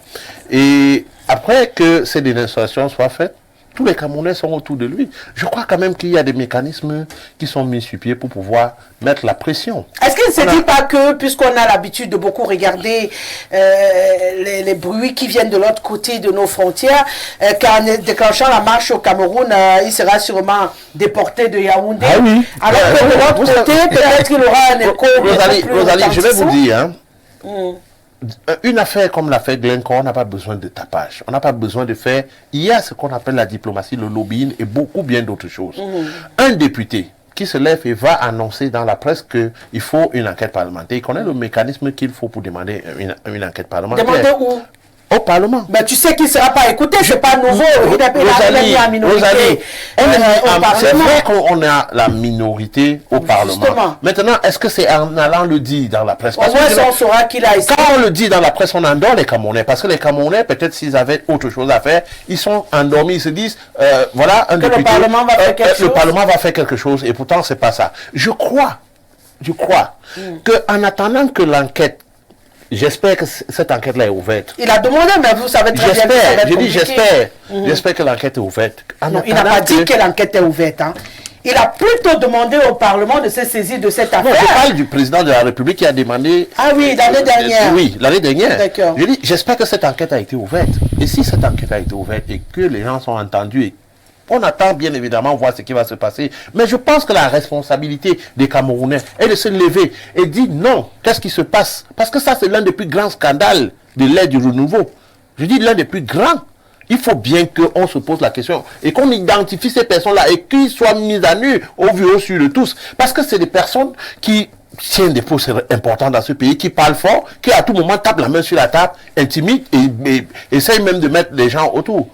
On est dans un pays où la rentrée est en train d'arriver, comme le mon très cher grand frère l'a dit ici. Les parents ne savent pas à quoi s'en tenir. On a bien d'autres choses. On a des infrastructures sociaux qui en a pas. Mais on vous dit qu'un seul individu à lui seul a pu s'accaparer des centaines de milliards. Un seul individu. Et c'est pourquoi faire. C'est pourquoi faire. On a des personnes qui sont hypocrites. On a des personnes qui sont égoïstes. Et je crois que les Camerounais ne doivent plus rester au niveau de la parole. Il faut l'action. Et l'action qu'on doit mener, ce n'est pas la violence, ce n'est pas les casses. Il y a des actions qu'on mène de being et qu'on porte et qui amènent les gens à être face au mur et dos au mur. Je crois également que les partis politiques, qu'ils soient la minorité ou des individus à l'Assemblée nationale, il y a le mécanisme où des députés, personnellement, peuvent introduire une documentation. Et je crois que si on demande une enquête parlementaire dans un dossier comme celle-ci, il faudrait au moins que le Parlement nous montre l'exemple, en commençant par là, parce que c'est difficile de comprendre que dans un pays, il y a des gens qui sont au-dessus du pouvoir judiciaire. Pourquoi est-ce qu'ils ne sont pas interpellés? Pourquoi est-ce qu'ils ne sont pas entendus? On connaît des noms. On connaît les noms. Le rapport que Maître Akeremouna a mis sur la place publique commence déjà à nous dire qui sont certaines personnes qui sont impliquées dans cette mascarade. Glencore, même le rapport de Glencore qui a été déposé à Londres et aux États-Unis, parle nommément de certains individus au Cameroun. Pourquoi est-ce qu'ils ne sont pas inquiétés? Ouvrir une enquête contre ces personnes va permettre à ce qu'il y ait une lumière autour de cette mascarade financière. On a besoin d'argent. On est chaque jour sur l'emprunt obligataire international, sur le marché de l'emprunt obligataire. On vient de faire un emprunt obligataire d'une centaine, 335 milliards. Et pourtant, il y a des individus au Cameroun qui ont. Et je vais vous dire, on lance un emprunt obligataire, en moins de 12 heures, tous les pas sont achetés. Qui sont ceux-là?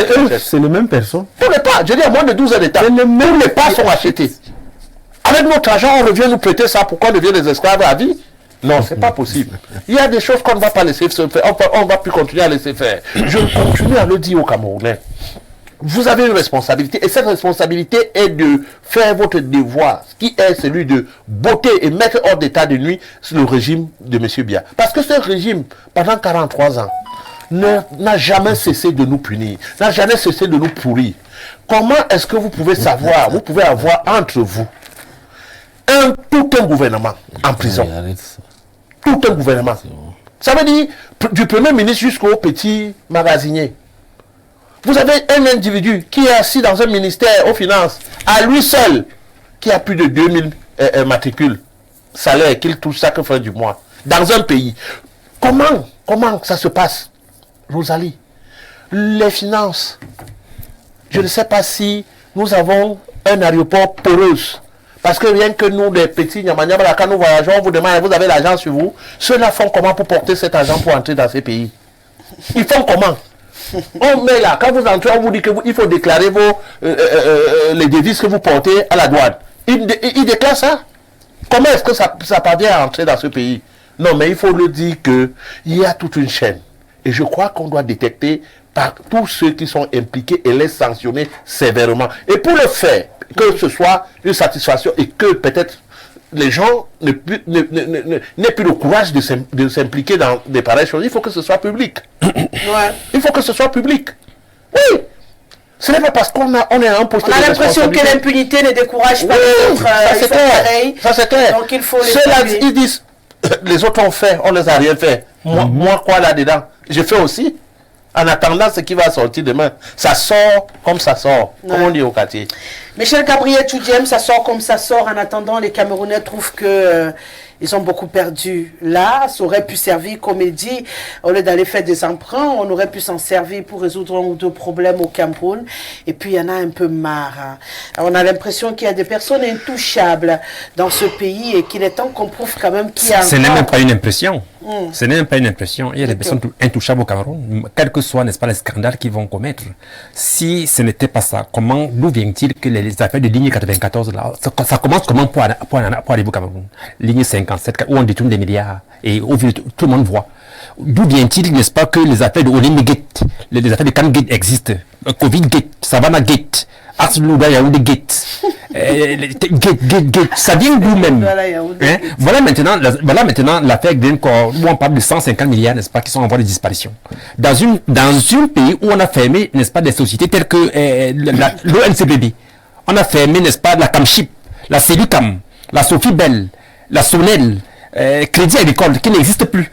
Mais ça dit que voilà, quand je vois par exemple un jeune comme celui-là, avec d'autres qui sont dans les rues, même les propres enfants. Dernièrement, tu sais, les enfants qui ont eu l'examen. Moi, j'en ai eu. Mon enfant en a eu de Rosalie. J'ai même peur parce que ma fille avait fait dans le pétrole. Vous voyez? Mais quel avenir? Quel avenir? Vous voyez? C'est très dangereux. Cette affaire, n'est-ce pas, est née comme d'autres naîtront encore à cause de la non-résolution des affaires qui ont déjà connu beaucoup de scandales au Cameroun. Voilà par exemple le Stade pour Biaolembi à côté de chez moi où j'habite là. Ça traîne. On parle de l'hôtel qui est construit sous terre. Alors que ça n'existe même pas. Un complexe sportif, n'est-ce pas? Dans le stade de. Je suis sûr que tu es parti fouiner sous la terre. Je passe là-bas chaque jour. Je passe là-bas chaque jour. Quel est cet hôtel qu'on construit sous terre? Ça existe au hôtel, même dans les pays développés, il y a ça. Peut-être. Il y a des airs et tout ça. Les gens volent de l'argent, ils cherchent comment cacher, et puis vous voyez bien raconter des histoires. On a innové. Ça, ce sont des histoires. Et je voudrais vous faire savoir que au Cameroun, les riches consomment 10 fois plus que les pauvres.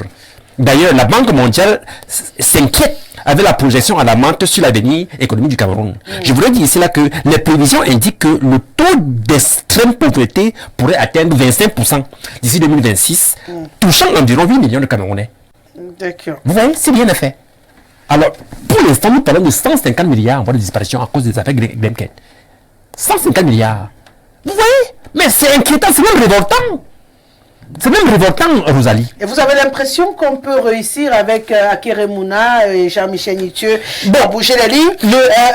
Lionel Kungaba trouve que non, parce que le parlementaire sait exactement là où il doit frapper, et s'il ne peut pas frapper, c'est parce que lui-même il sait que c'est voué à l'échec. Et parallèlement, Maître Akere Mouna... Nous avons vu la même chose dans Covid-Gate. Oui. On a fait tout ce random là, et après c'est fini. Il n'y a plus rien. Vous avez On n'a pas besoin qu'on continue à nous distraire et à faire... Laisse les Camerounais, parce que c'est la distraction, oui. Lionel, moi je pourrais plutôt dire que l'enseignement, n'est-ce pas, on dit comment là, à force de parler, à force de répéter, même l'élève le plus bête finit par comprendre. Donc lorsque Lionel disait que quand on le dit dans la presse, on endort les Camerounais, je suis juste pas d'accord avec lui. Il faut parler. Malheureusement, M. Nietzsche est presque seul. Il est esselé, n'est-ce pas, dans cette démarche-là. Ouais. Il faut applaudir M. Nietzsche. Et voilà un républicain. Tout ce qu'il dévoile là, seulement pour lui, il ne dévoile pas les choses de sa région. Il dévoile l'intérêt des Camerounais. Et ils ont compris le danger. Pourquoi? Attends, l'affaire au Minchoupou, c'était grâce au SDF. Voilà, on est d'accord. Hein? Donc ils ont compris ce système-là, où il y a une majorité obèse. Donc maintenant, ils essaient, parce que la période là quand même, on ne croyait pas que ça allait avancer. On avait une quarantaine de députés. Des quarantaines de députés. Quand même une force. C'est pour ça qu'on demande au Cameroun d'essayer d'équilibrer le pouvoir au moins. Bon, mais je voudrais quand même dire que j'ai été content, n'est-ce pas, lorsque j'ai appris que le président Biya, depuis l'hôtel intercontinental à Genève où il a instruit au ministre des Finances, M. Moutazi, n'est-ce pas, il a demandé au ministre de se porter, n'est-ce pas, partie civile. Dans ce procès, aussi bien en Suisse qu'en Angleterre, pour défendre les intérêts du Cameroun. Donc il y a espoir à ce niveau-là. Donc si je comprends bien, oui. On peut se porter partie civile, mais on refuse de poursuivre au Cameroun les personnes qui sont impliquées. Ah non, peut-être après. Voilà. C'est-à-dire...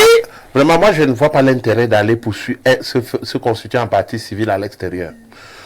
Le Glencore vous a dit que j'ai corrompu des Camerounais. Voici ces Camerounais-là avec qui j'ai traité. Oui, vous partez encore vous constituer en partie civile. Non, parce qu'il y a le dommage de Lionel.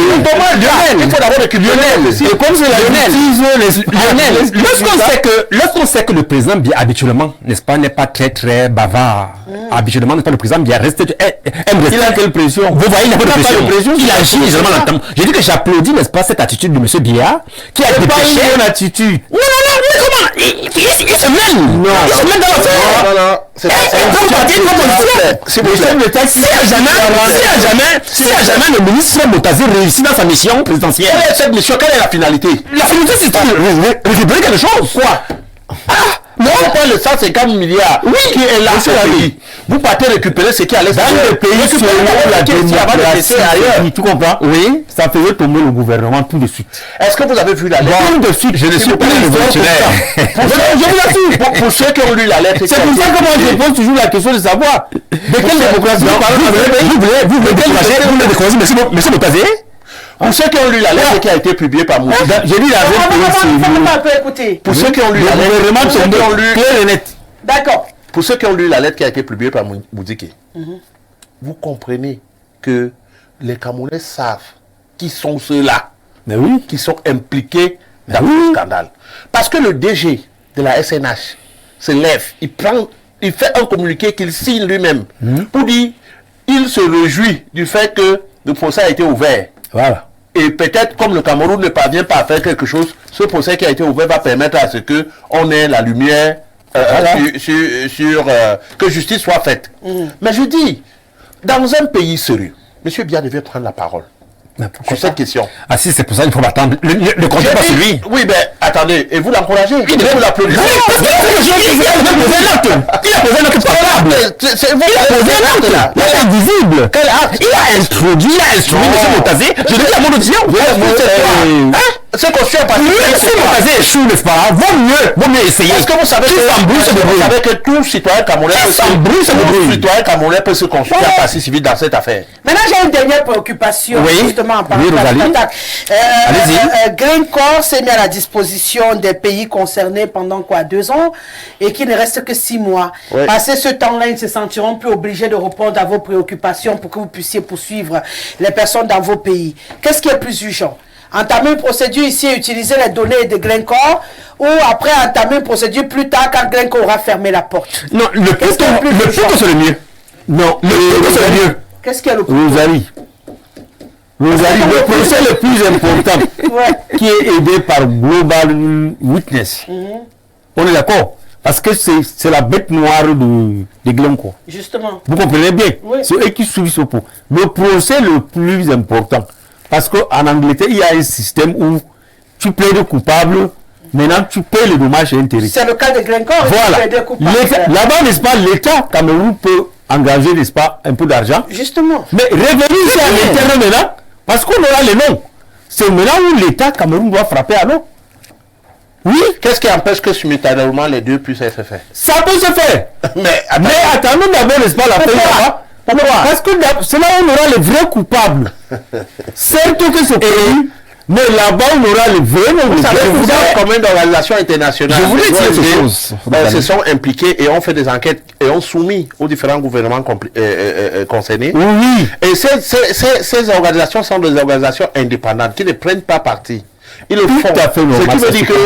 Ce qui veut dire que la présidence de la République du Cameroun a reçu copie et sait que voici ceux-là qui ils ont tout rétabli. Même le chef de l'État a retardé, n'est-ce pas, de donner, n'est-ce pas, mais je veux dire, le véritable problème, quand on a là où c'est important pour nous, on peut avoir une possibilité où une entreprise dit je me mets à votre disposition pour 24 mois. Sur les 24 mois, nous avons déjà 14 mois qui sont, je pense, plus de 14, 16 mois qui sont épuisés. Voilà. Si 16 mois sont épuisés et rien n'est fait, nous n'avons rien en vue. Vous avez des administrateurs, des porte-paroles qui se lèvent pour intimider les citoyens et leur dire si vous ouvrez encore vos bouches, on va vous chasser. Ils sont incapables de dire aux Camerounais prendre 30 minutes de leur temps et dire aux Camerounais l'État du Cameroun a engagé des poursuites ou a ouvert une enquête contre eux pour identifier les auteurs et tout et tout. Voilà ce qu'on a besoin. Pas que les gens aillent s'asseoir dans des bureaux feutrés et pouvoir continuer à nous distraire et nous dire des choses. Après les 6 mois, vous aurez besoin des informations très critiques parce qu'on va vous demander certaines preuves. Attendons. Et Glencore ne serait pas capable de vous les donner. Oui, je voudrais simplement revenir sur l'une des leçons qui peuvent considérer comme étant la genèse de ce malheur, de ce fléau que le Glencore. La genèse, c'est quoi? C'est que la loi dit qu'un PCA doit faire maximum 6 ans. Et un DG doit faire maximum 9 ans. Voilà la loi. Mais M. Moudiki est à 31 ans de pouvoir à la tête de la SNH. Mais on commence comment pour en arriver là? Bon, j'ai déjà fait le procès. Le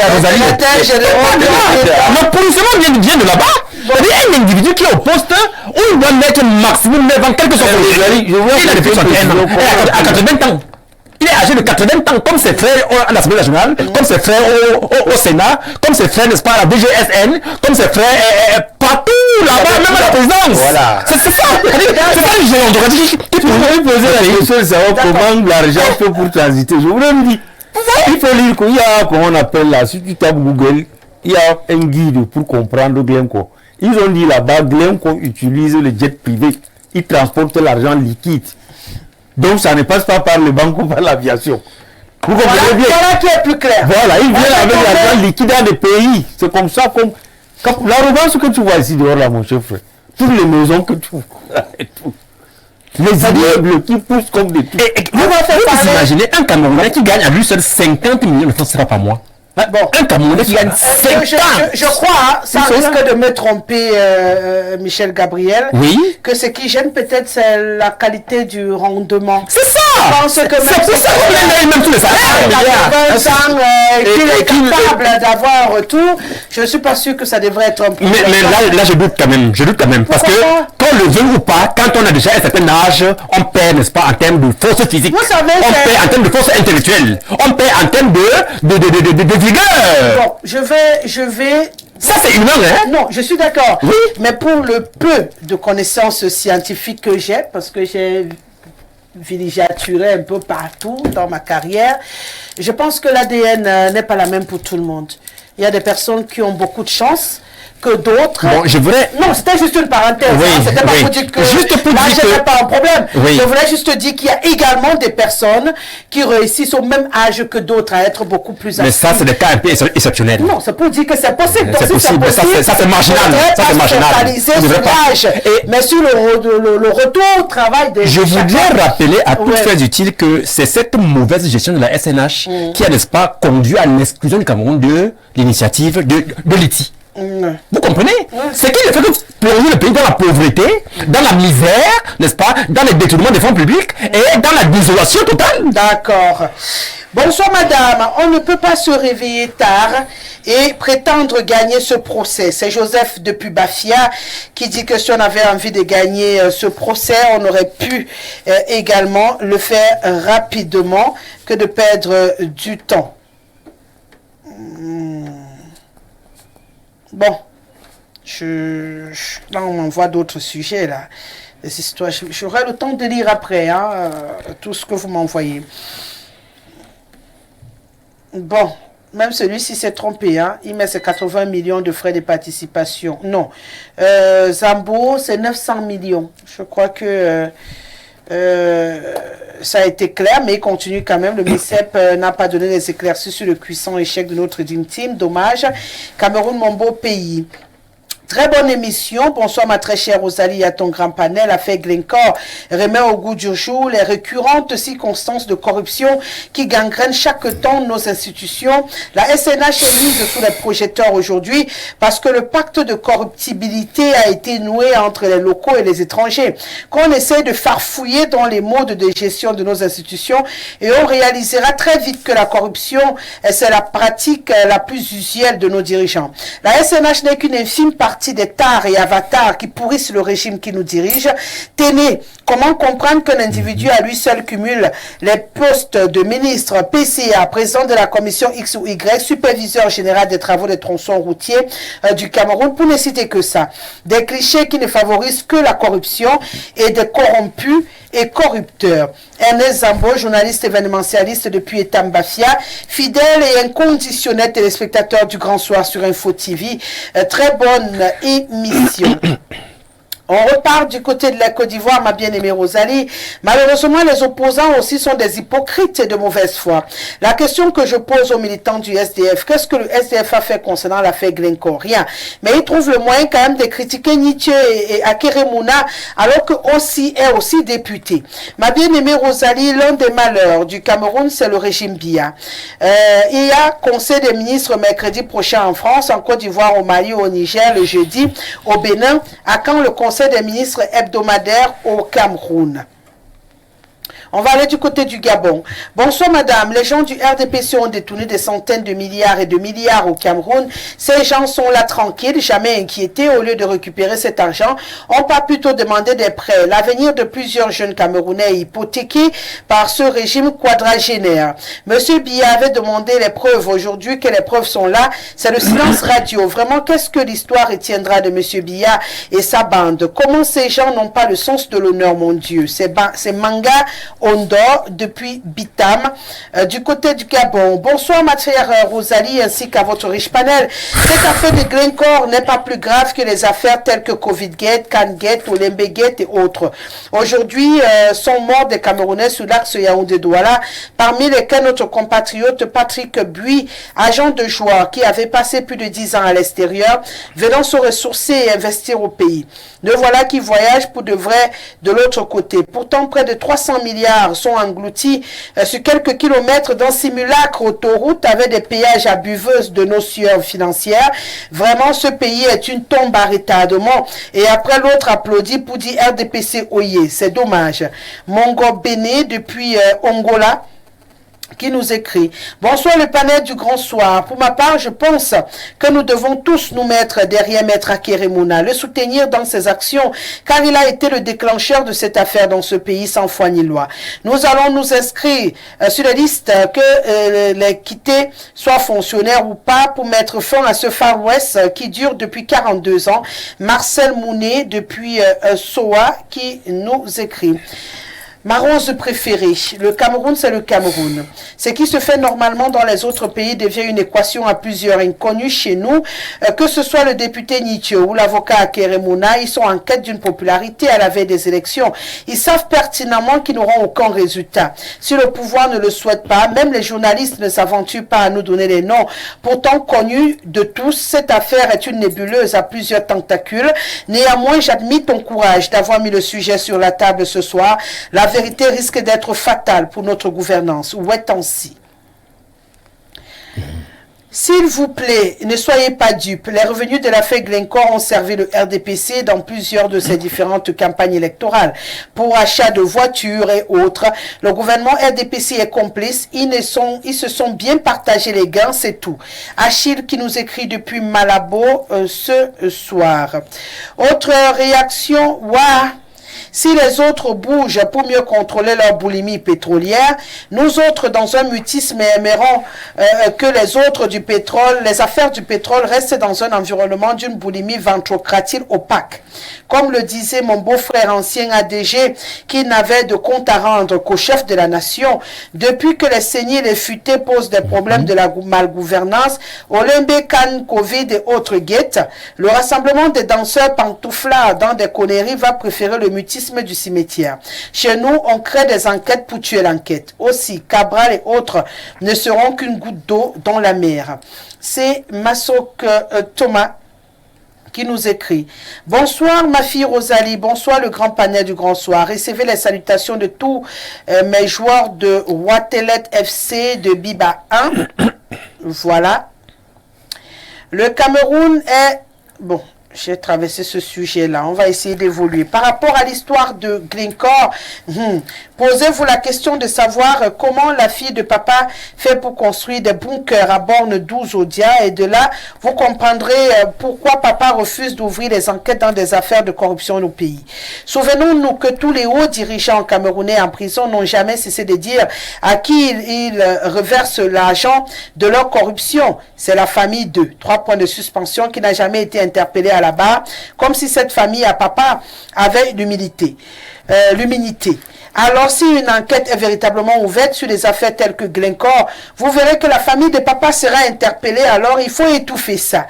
Akeba, c'est apôtre Pierre Ramsès depuis Biba 1 qui nous écrit: bonsoir ma chère Rosa, le calme-cœur de tous les temps et à tes panélistes. Concernant la thématique, nous comprenons tout simplement que le détournement et la corruption sont dans le cahier de charge des membres du gouvernement. La honte a fui ce continent. Je pleure déjà pour celui qui pourra ou qui pourrait prendre les choses en main, car la tâche ne lui sera pas facile à cause de ses caciques. Claude, depuis PK 12. Merci Charles. C'est gentil, moi aussi je t'aime. Ah, Seigneur. Voilà. Charles dit qu'il m'aime. Et il fait ça comment? Qu'il m'aime. Il m'aime. Bon, il a tellement répété qu'il m'aime simplement. Et quand il est 17h, lui, ça c'est devant l'écran pour me regarder et il m'aime. Pour admirer. Alors moi aussi, je lui dis que je l'aime. Je t'aime aussi, Charles. Ne quitte surtout pas, reste là et regarde-moi. D'accord? Et puis même quand je pars à 19h, ne quitte toujours pas. Regarde le journal qui Il y a vient. d'autres belles. Et reste là jusqu'à 17h le lendemain. Il y a Allez, d'autres belles dames qui viennent après le 17h. C'est pourquoi j'ai dit qu'il ne bouge pas. C'est pour ça. Bon, vous allez jamais que Je Ah voulais non, aller je finis avec s'il les te plaît. spectateurs et j'avance. Non, Rosalie. Je te dis, ma chère Rosalie. Ma chère Rosalie. Respire. Ouais. On a interpellé Ta chère le Rosalie a SDF. fait quoi? On m'appelle du côté de la Côte d'Ivoire, ma chère Rosalie. Toi aussi, tu m'appelles ta chère Rosalie. C'est pourquoi. Rebonsoir, on a interpellé aucun SDF. Non, on a interpellé Rebonsoir, on a dit que vous-même vous accusez. Je les vous autres dis ce d'avoir qu'on fait. Je vous Non, dis je ce ne qu'on suis pas fait. les dames. On vous dit. Je ne peux même pas te suivre là-bas. Voilà. Donc, Ngaba, respire. Ne te dérange pas. On va vous dire. Rebonsoir et bonne suite. Quand je serai en campagne, tu vas venir nous dire. Rebonsoir et bonne suite d'émission à vous, Madame Rosalie. Grécor, c'est quoi par rapport à ce que ces gens nous volent dans ce pays? Ils volent, ils volent, ils volent. Avoir les problèmes dans ce pays, c'est quand tu guettes la chaise de l'arrière-grand-père. Voler, c'est rien. Le vol est légalisé. Nous souffrons comme ça aujourd'hui à cause du premier président camerounais qui avait commis l'erreur de nous laisser entre les mains d'un catéchiste. Amen. Signé Didier depuis Yabassi.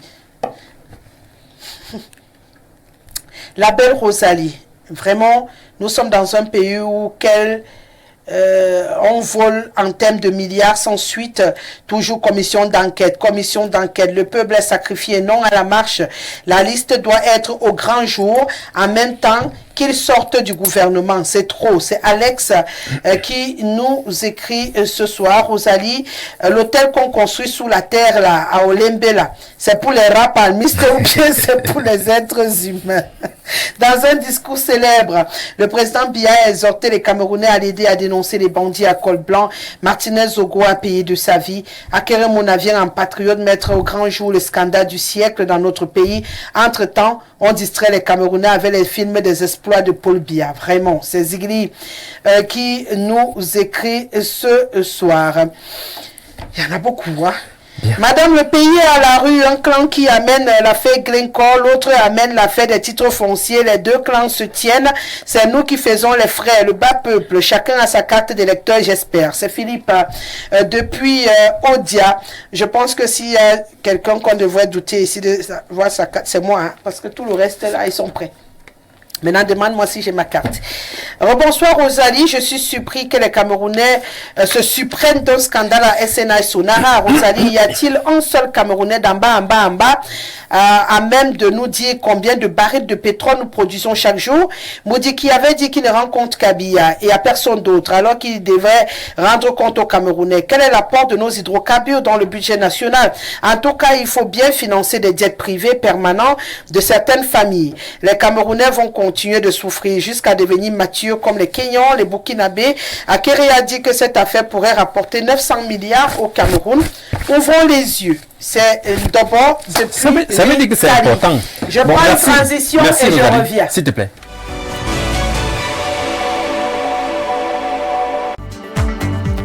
Vous êtes toujours sur Info Télévision, l'émission c'est le grand soir de lundi à vendredi.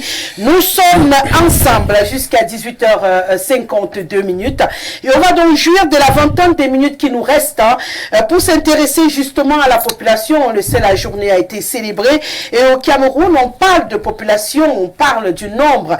Les statistiques semblent être grippées un tout petit peu. Alors nous on pose la question ce soir, mon cher Michel Gabriel Tchoudiem.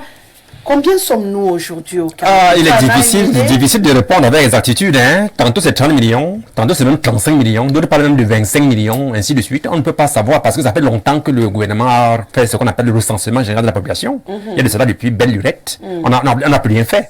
Exactement comme le cas des enseignants qui attendent le statut particulier depuis plus de 25 ans. Je voulais vous dire, Rosalie, que on parle de 150 milliards qui disparaissent. Je ne suis pas à 150 milliards. J'en viens. Je suis à la population. J'en viens. Je fais un parallèle. N'en viens pas. Hein, Rosalie? Aucun parallèle. S'il te plaît. Il n'y a pas de parallèle. On est ici. On est ici. Tu fais fais comme si tu ne me connais pas. Je suis. On est ici. Je suis. Restez là-bas. On va rester là-bas. Tu connais le principe quand on arrive à ce moment. Donc, je te conseille de rester là pour qu'on puisse sortir de ce sujet. Toi, tu sais que tu viendras citer le nombre de milliards à chaque fois que tu pourras ici sur ce plateau. Tu n'as pas ce genre de problème. Alors, on va essayer de sortir sur cette affaire des populations parce que on se prépare quand même à avoir des élections en 2025 et la quantité, le nombre de la population camerounaise va jouer un rôle déterminant. Ne serait-ce que même pour vos inscriptions auxquelles vous appelez camerounais. Si on il faut dire que ce recensement de la population, n'est-ce pas, si elle est faite, s'il est fait, n'est-ce pas, d'ici 2025, c'est même l'un des éléments crédibles pour que les élections soient. Je ne crois pas que le gouvernement le fera. Qu'est-ce que le gouvernement a fait par rapport à Green Corps ou bien à Goubin et ainsi de suite? On a fait quoi donc c'est la population qui est plus importante. Au contraire, même le gouvernement est dans son droit de laisser pourrir pour voler comme d'habitude. C'est ça. Donc je disais que les élections qui arrivent en 2025, n'est-ce pas, seraient davantage crédibles si le gouvernement faisait, n'est-ce pas, précédemment une étude, une évaluation du nombre de personnes que nous sommes au Cameroun. C'est ça. Tu veux qu'on sache qu'il y a 30 millions, ou 40 millions, ou 20 millions. On m'a dit qu'il y a un mouvement qui a annoncé qu'on était 28 millions. Bon, tout ça, ce sont des suppositions. On ne connaît pas le nombre exact. Et il n'y a que l'État pour le faire. Que ce soit au nord, au sud, à l'ouest, partout. Il faut qu'on sache le nombre que l'on est exactement pour pouvoir savoir, n'est-ce pas, comment gérer le pays. Et même ces détournements qui ont lieu, c'est aussi parce que tout le monde fait ce qu'il peut, comme il veut, n'importe comment. Tout est sans dessus de oui, il n'y a pas rien à organiser. Elhad Mariga Ibrahim, vous avez une idée du nombre de Camerounais qu'on retrouve sur l'ensemble du triangle national? Ou comme moi, vous êtes un peu perdu? Parce que j'ai eu beau fouiner des documents, j'ai eu beaucoup de propositions selon les structures qui font des recherches pour les malades et tout. Et par rapport, chacun avance un nombre, un chiffre différent. Comme il veut. Et puis, on s'est dit quand même qu'on devrait se retourner vers l'Institut national des statistiques qui est habilité à nous donner les chiffres. Mais jusqu'ici, et ils se sont arrêtés. C'était quoi, en 2005 je crois 2005. La dernière fois. Je crois 2005. Donc, du coup, nous, on n'a plus rien jusqu'ici.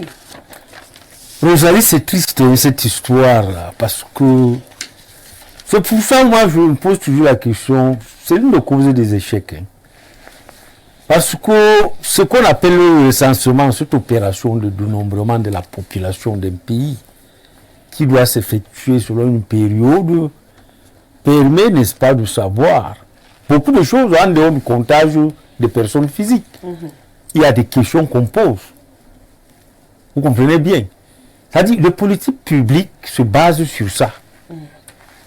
Vous comprenez bien, pour un programme bien d'un pays. Et ici, chez nous, comme le politique s'est accaparé de ce chose, parce que l'une des causes de comment on appelle, de la fraude électorale que vous comprenez, la part de cette bouille-là où on ne sait pas combien nous sommes. Oui. Parce que le découpage électoral, c'est là d'abord la base de cette histoire de fraude électorale. C'est ça. Quand vous voyez les gens se battre à dire certaines choses, ou vous voyez un village de combien de personnes, de 200 personnes, vous dites qu'ils ont droit à un maire, une sous-préfecture, un député. On vous dit que Yaoundé est plus... Comment la population de Yaoundé est plus nombreuse que la population de l'extrême du littoral. Où on donne pratiquement 6 députés là-bas, on donne 3 ici. Donc à partir de là, c'est pour ça tout ce flou que vous voyez là. Sinon, nous avons connu le vrai recensement à l'époque. Vous les voyez porte après porte. On découpe les quartiers, les jeunes garçons viennent avec des feuilles, vous remplissez, on vous pose plein de questions. Le problème de l'habitat, votre problème de transport, combien de naissances, combien... Vous voyez un peu. Est-ce que vous êtes en location? Parce que tout ça permet à l'autorité publique de planifier un programme bien pour un pays. Et c'est à partir de là, j'ai entendu parler de l'INSE. C'est après ce recensement que l'INSE s'accapare de documents maintenant et fait des projections. Présente maintenant au gouvernement, voilà les difficultés sur deux pans, il y en a plein de choses qu'on tire dans un recensement bien fait dans un pays. C'est la boussole qui permet aux dirigeants de comprendre. Mais si dans un pays, depuis combien de temps? Depuis 2005. On a mis autant d'argent. Il y a si c'est une dame qui est là-bas, je n'ai déjà oublié son nom, on ne sait pas. C'est qu'elle fabrique là-bas avec des milliards. Donc, moi, je me pose la question. les Camerounais, vous avez abandonné, tant pis pour vous. Je vous assure, ce pays, c'est une curiosité mondiale où les gens non. Vous ne pouvez pas abandonner votre bien comme ça entre les mains des personnes qui vous manipulent, qui vous font le lavage du cerveau, qui ne vous parlent que de la peur et tout, pour que vous abandonnez.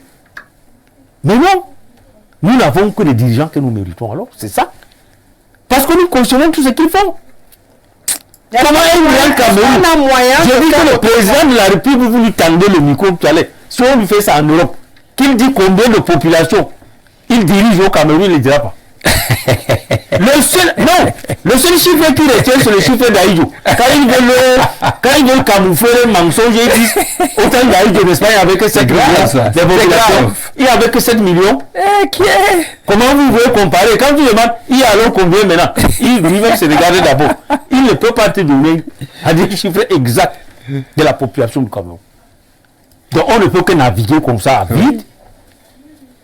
C'est qu'on ne peut que naviguer à vide. On n'imagine pas. Il n'y a aucune projection, on ne peut rien prévoir. Lionel, toi tu as une idée? Parce que là j'ai 2 personnes qui sèchent. Toi tu as une idée du nombre... moi je ne suis pas habilité à donner un nombre exact. Non, je me demandais si toi tu avais trouvé tu as eu l'info. On ne peut pas trouver un point parce que jusqu'ici, le dernier recensement a eu lieu en 2005 et nous sommes tous au Cameroun. Nous n'avons pas vu des agents de renseignement sur devant nos différentes portes. Mais il a noté ici qu'à plusieurs reprises, le gouvernement, à travers le MINPAT, a entrepris les études de faisabilité pour le recensement avec des budgets qui étaient le problème. Mais je me suis posé la question de savoir si nous avons des partenaires comme la Banque mondiale, FIDA, les Nations Unies et bien d'autres qui viennent investir des milliards et des milliards ici et qui nous disent qu'en investissant, ils tiennent compte de la dividende démographique et que cette dividende démographique n'est pas réellement connue, ça veut dire qu'il y a un problème. Ces gens sont là, pas seulement pour nous mater, mais pour nous endormir et pour nous appauvrir davantage. Vous ne pouvez pas continuer à investir et dire que vous luttez contre la pauvreté dans un pays. Et à chaque fois, vous dites même à combien le Camerounais vit au quotidien. Mais vous ne connaissez pas combien de Camerounais il y en a. Vous ne connaissez pas combien de Camerounais vivent sous le seuil de ce montant. Est-ce qu'on ne peut pas se dire qu'ils ont le chiffre, mais qu'ils refusent? Non, ils ne peuvent pas avoir le chiffre, Rosalie, parce qu'il n'y a pas eu de recensement. On ne peut pas imaginer. On ne peut pas imaginer le nombre, le chiffre. Quand vous regardez, vous prenez l'exemple de l'ECAM. On a toujours des problèmes avec l'ECAM parce que lorsqu'on va pour inscrire des gens, on se retrouve avec des doublons. Et pourtant, s'il y avait déjà les statistiques de nombre de personnes avec des différents âges, on peut déjà savoir que dans telle communauté ou dans telle commune, nous avons tel nombre de personnes qui sont habilitées à s'inscrire sur les listes électorales. Et voilà. Et la courbe monte en fonction de l'âge. Parce que ceux qui ont 19 ans cette année auront 20 ans l'année prochaine. Ils vont pouvoir s'inscrire. Mais ça, c'est pas ce qui est fait. Impossible. On vous dit, avec tout le ramdam, avec tous les bruits que nous avons fait autour des inscriptions cette année, on vous dit que il n'y a pas eu plus d'1 million de personnes nouveaux inscrits. Tout est fou. Vous comprenez? On vous dit qu'il n'y a pas eu plus d'1 million de personnes inscrites. Et je vous rappelle... Source Elecam? C'est source Elecam. Ils ont eu leur conseil tout récemment. Je vous rappelle que en 2000, les dernières élections de 2020 ou 2018, il y avait 6 millions d'inscrits. Et 3 millions sont allés aux urnes. Et quand vous prenez uniquement les structures de base du RDPC, ils sont à plus de 3 millions de personnes. Ça veut dire que les autres Camerounais n'ont pas voté. Merde. Ça, c'est simple. Si les structures de base du RDPC sont vraiment partout comme ils le disent, ça veut dire qu'ils sont plus de 3 millions. Et il n'y a que 3 millions et poussières de personnes qui sont allées aux urnes en 2018. Et les 3 millions de personnes qui sont allées, on vous dit qu'il y avait 6 millions de personnes inscrites. Rosalie, aujourd'hui, on parle de 8 millions et poussières. 8 millions et poussières, il faut toiletter.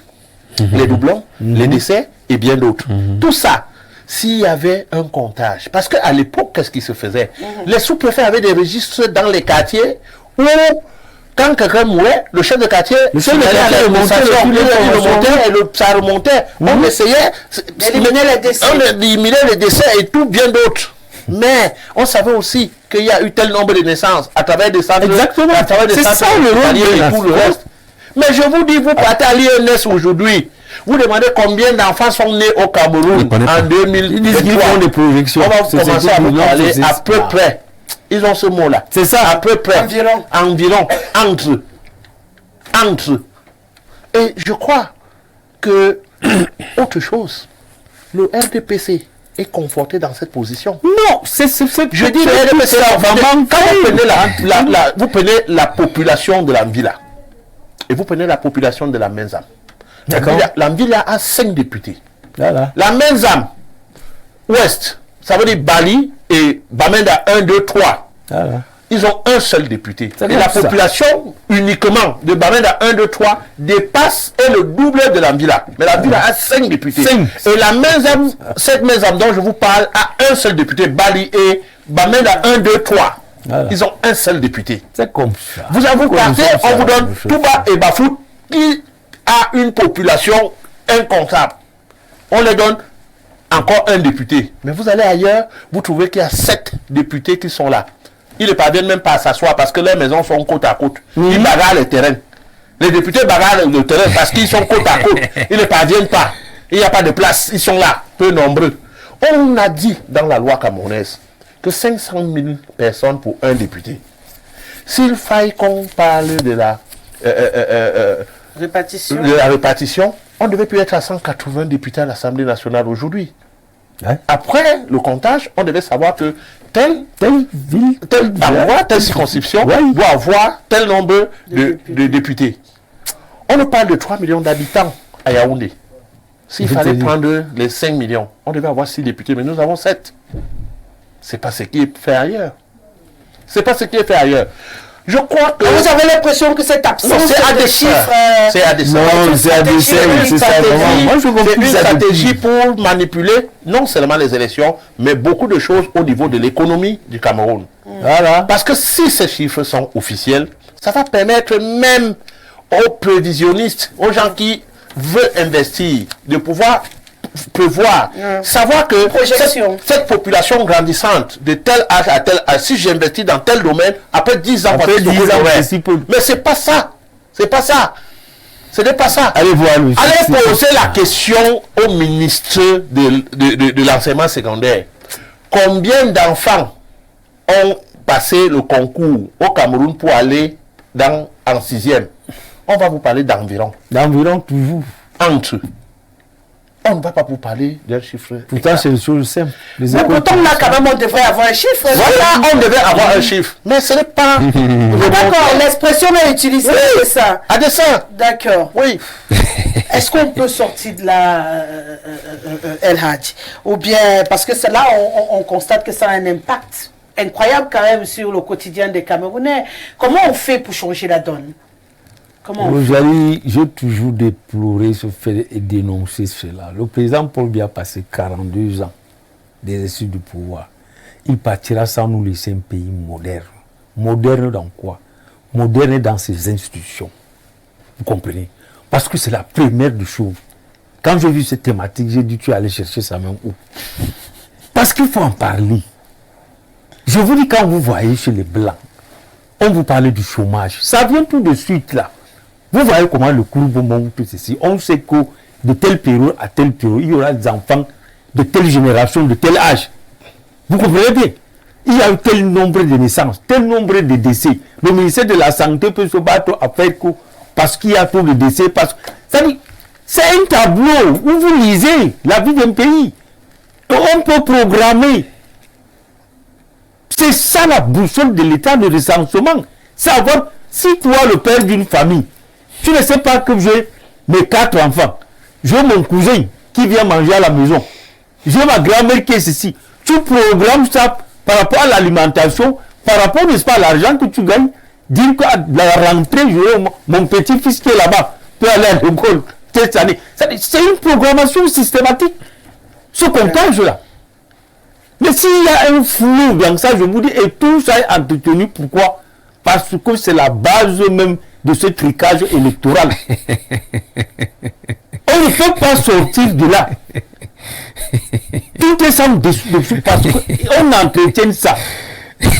Il a dit quelque chose là. Vous voyez des villages, je vous assure, vous voyez le nombre de la population, on vous dit qu'ils n'ont même pas droit à un maire. Je prends le cas de Joman Bakao. Même comment on a fait le d'enfiler, tout ça. Si c'était ici, ils allaient avoir au moins un maire, un député.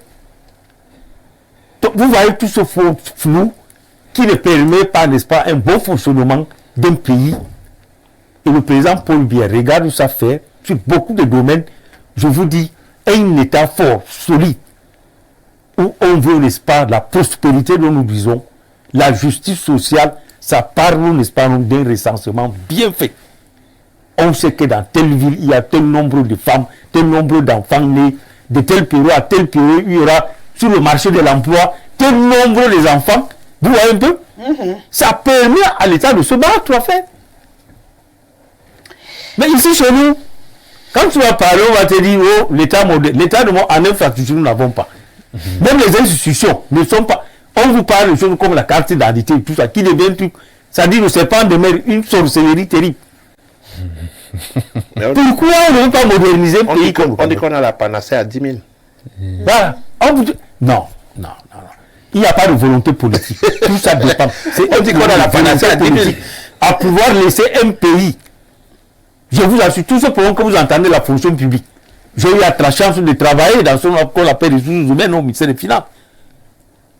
Où je vous assure, quand un dossier parle de la fonction publique, tout ce avancement, tout ce truc que vous avez eu, vous les enseignants, c'est des choses où on prend l'original, on vient à la codification, on introduit tout ça dans la machine. Mais on préfère que les gens viennent individuellement faire leurs faux et tout ça. Oui, donner l'argent et tout. Je vous assure, c'est des choses que nous avons vues. Pourquoi on ne veut pas moderniser comme les autres? Aujourd'hui, on parlait de la digitalisation. Il faut faire cela partout dans des services publics. Ça a bouffé beaucoup d'argent. Si j'y pèse un, Antilope 2, tout ça. Ça devient un cas de sorcellerie comme si c'était un pays. Et Rosalie, tu vois, c'est pourquoi tu comprends des Camerounais d'abord au MIFI. Tu comprends qu'un Camerounais au MIFI, à lui seul, a 13 matricules. C'est-à-dire qu'il touche 15 salaires à la fin du mois. C'est ça, mais juste comme ça. C'est de là pourquoi je suis d'accord. Je dis que le lancement, c'est la boussole de l'État. Et on parle de 2005. 2005 à 2024, ça fait 19 ans. Ça veut dire que si en 2005, on était par exemple 20 millions, il est possible que la population soit doublée. C'est possible. Pourquoi pas? Avec les naissances que nous voyons dans tout le quartier. Mais on ne connaît pas. Il y a aussi des gens qui n'accouchent plus beaucoup. Alors, peut-être dans ton quartier. Dans chez moi au quartier, tu vois. Non.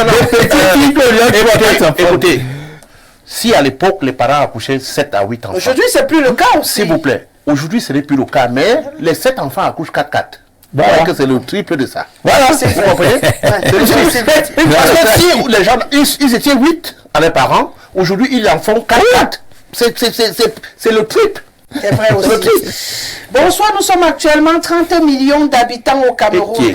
Bienvenue depuis EDA qui évalue ça pas de chiffres. Comment le gouvernement fait pour connaître le nombre d'habitants au Cameroun? Il y a ceux qui décèdent tous les jours et ceux qui naissent tous les jours. Je pense que Kungabata a expliqué comment on devrait en principe faire un recensement.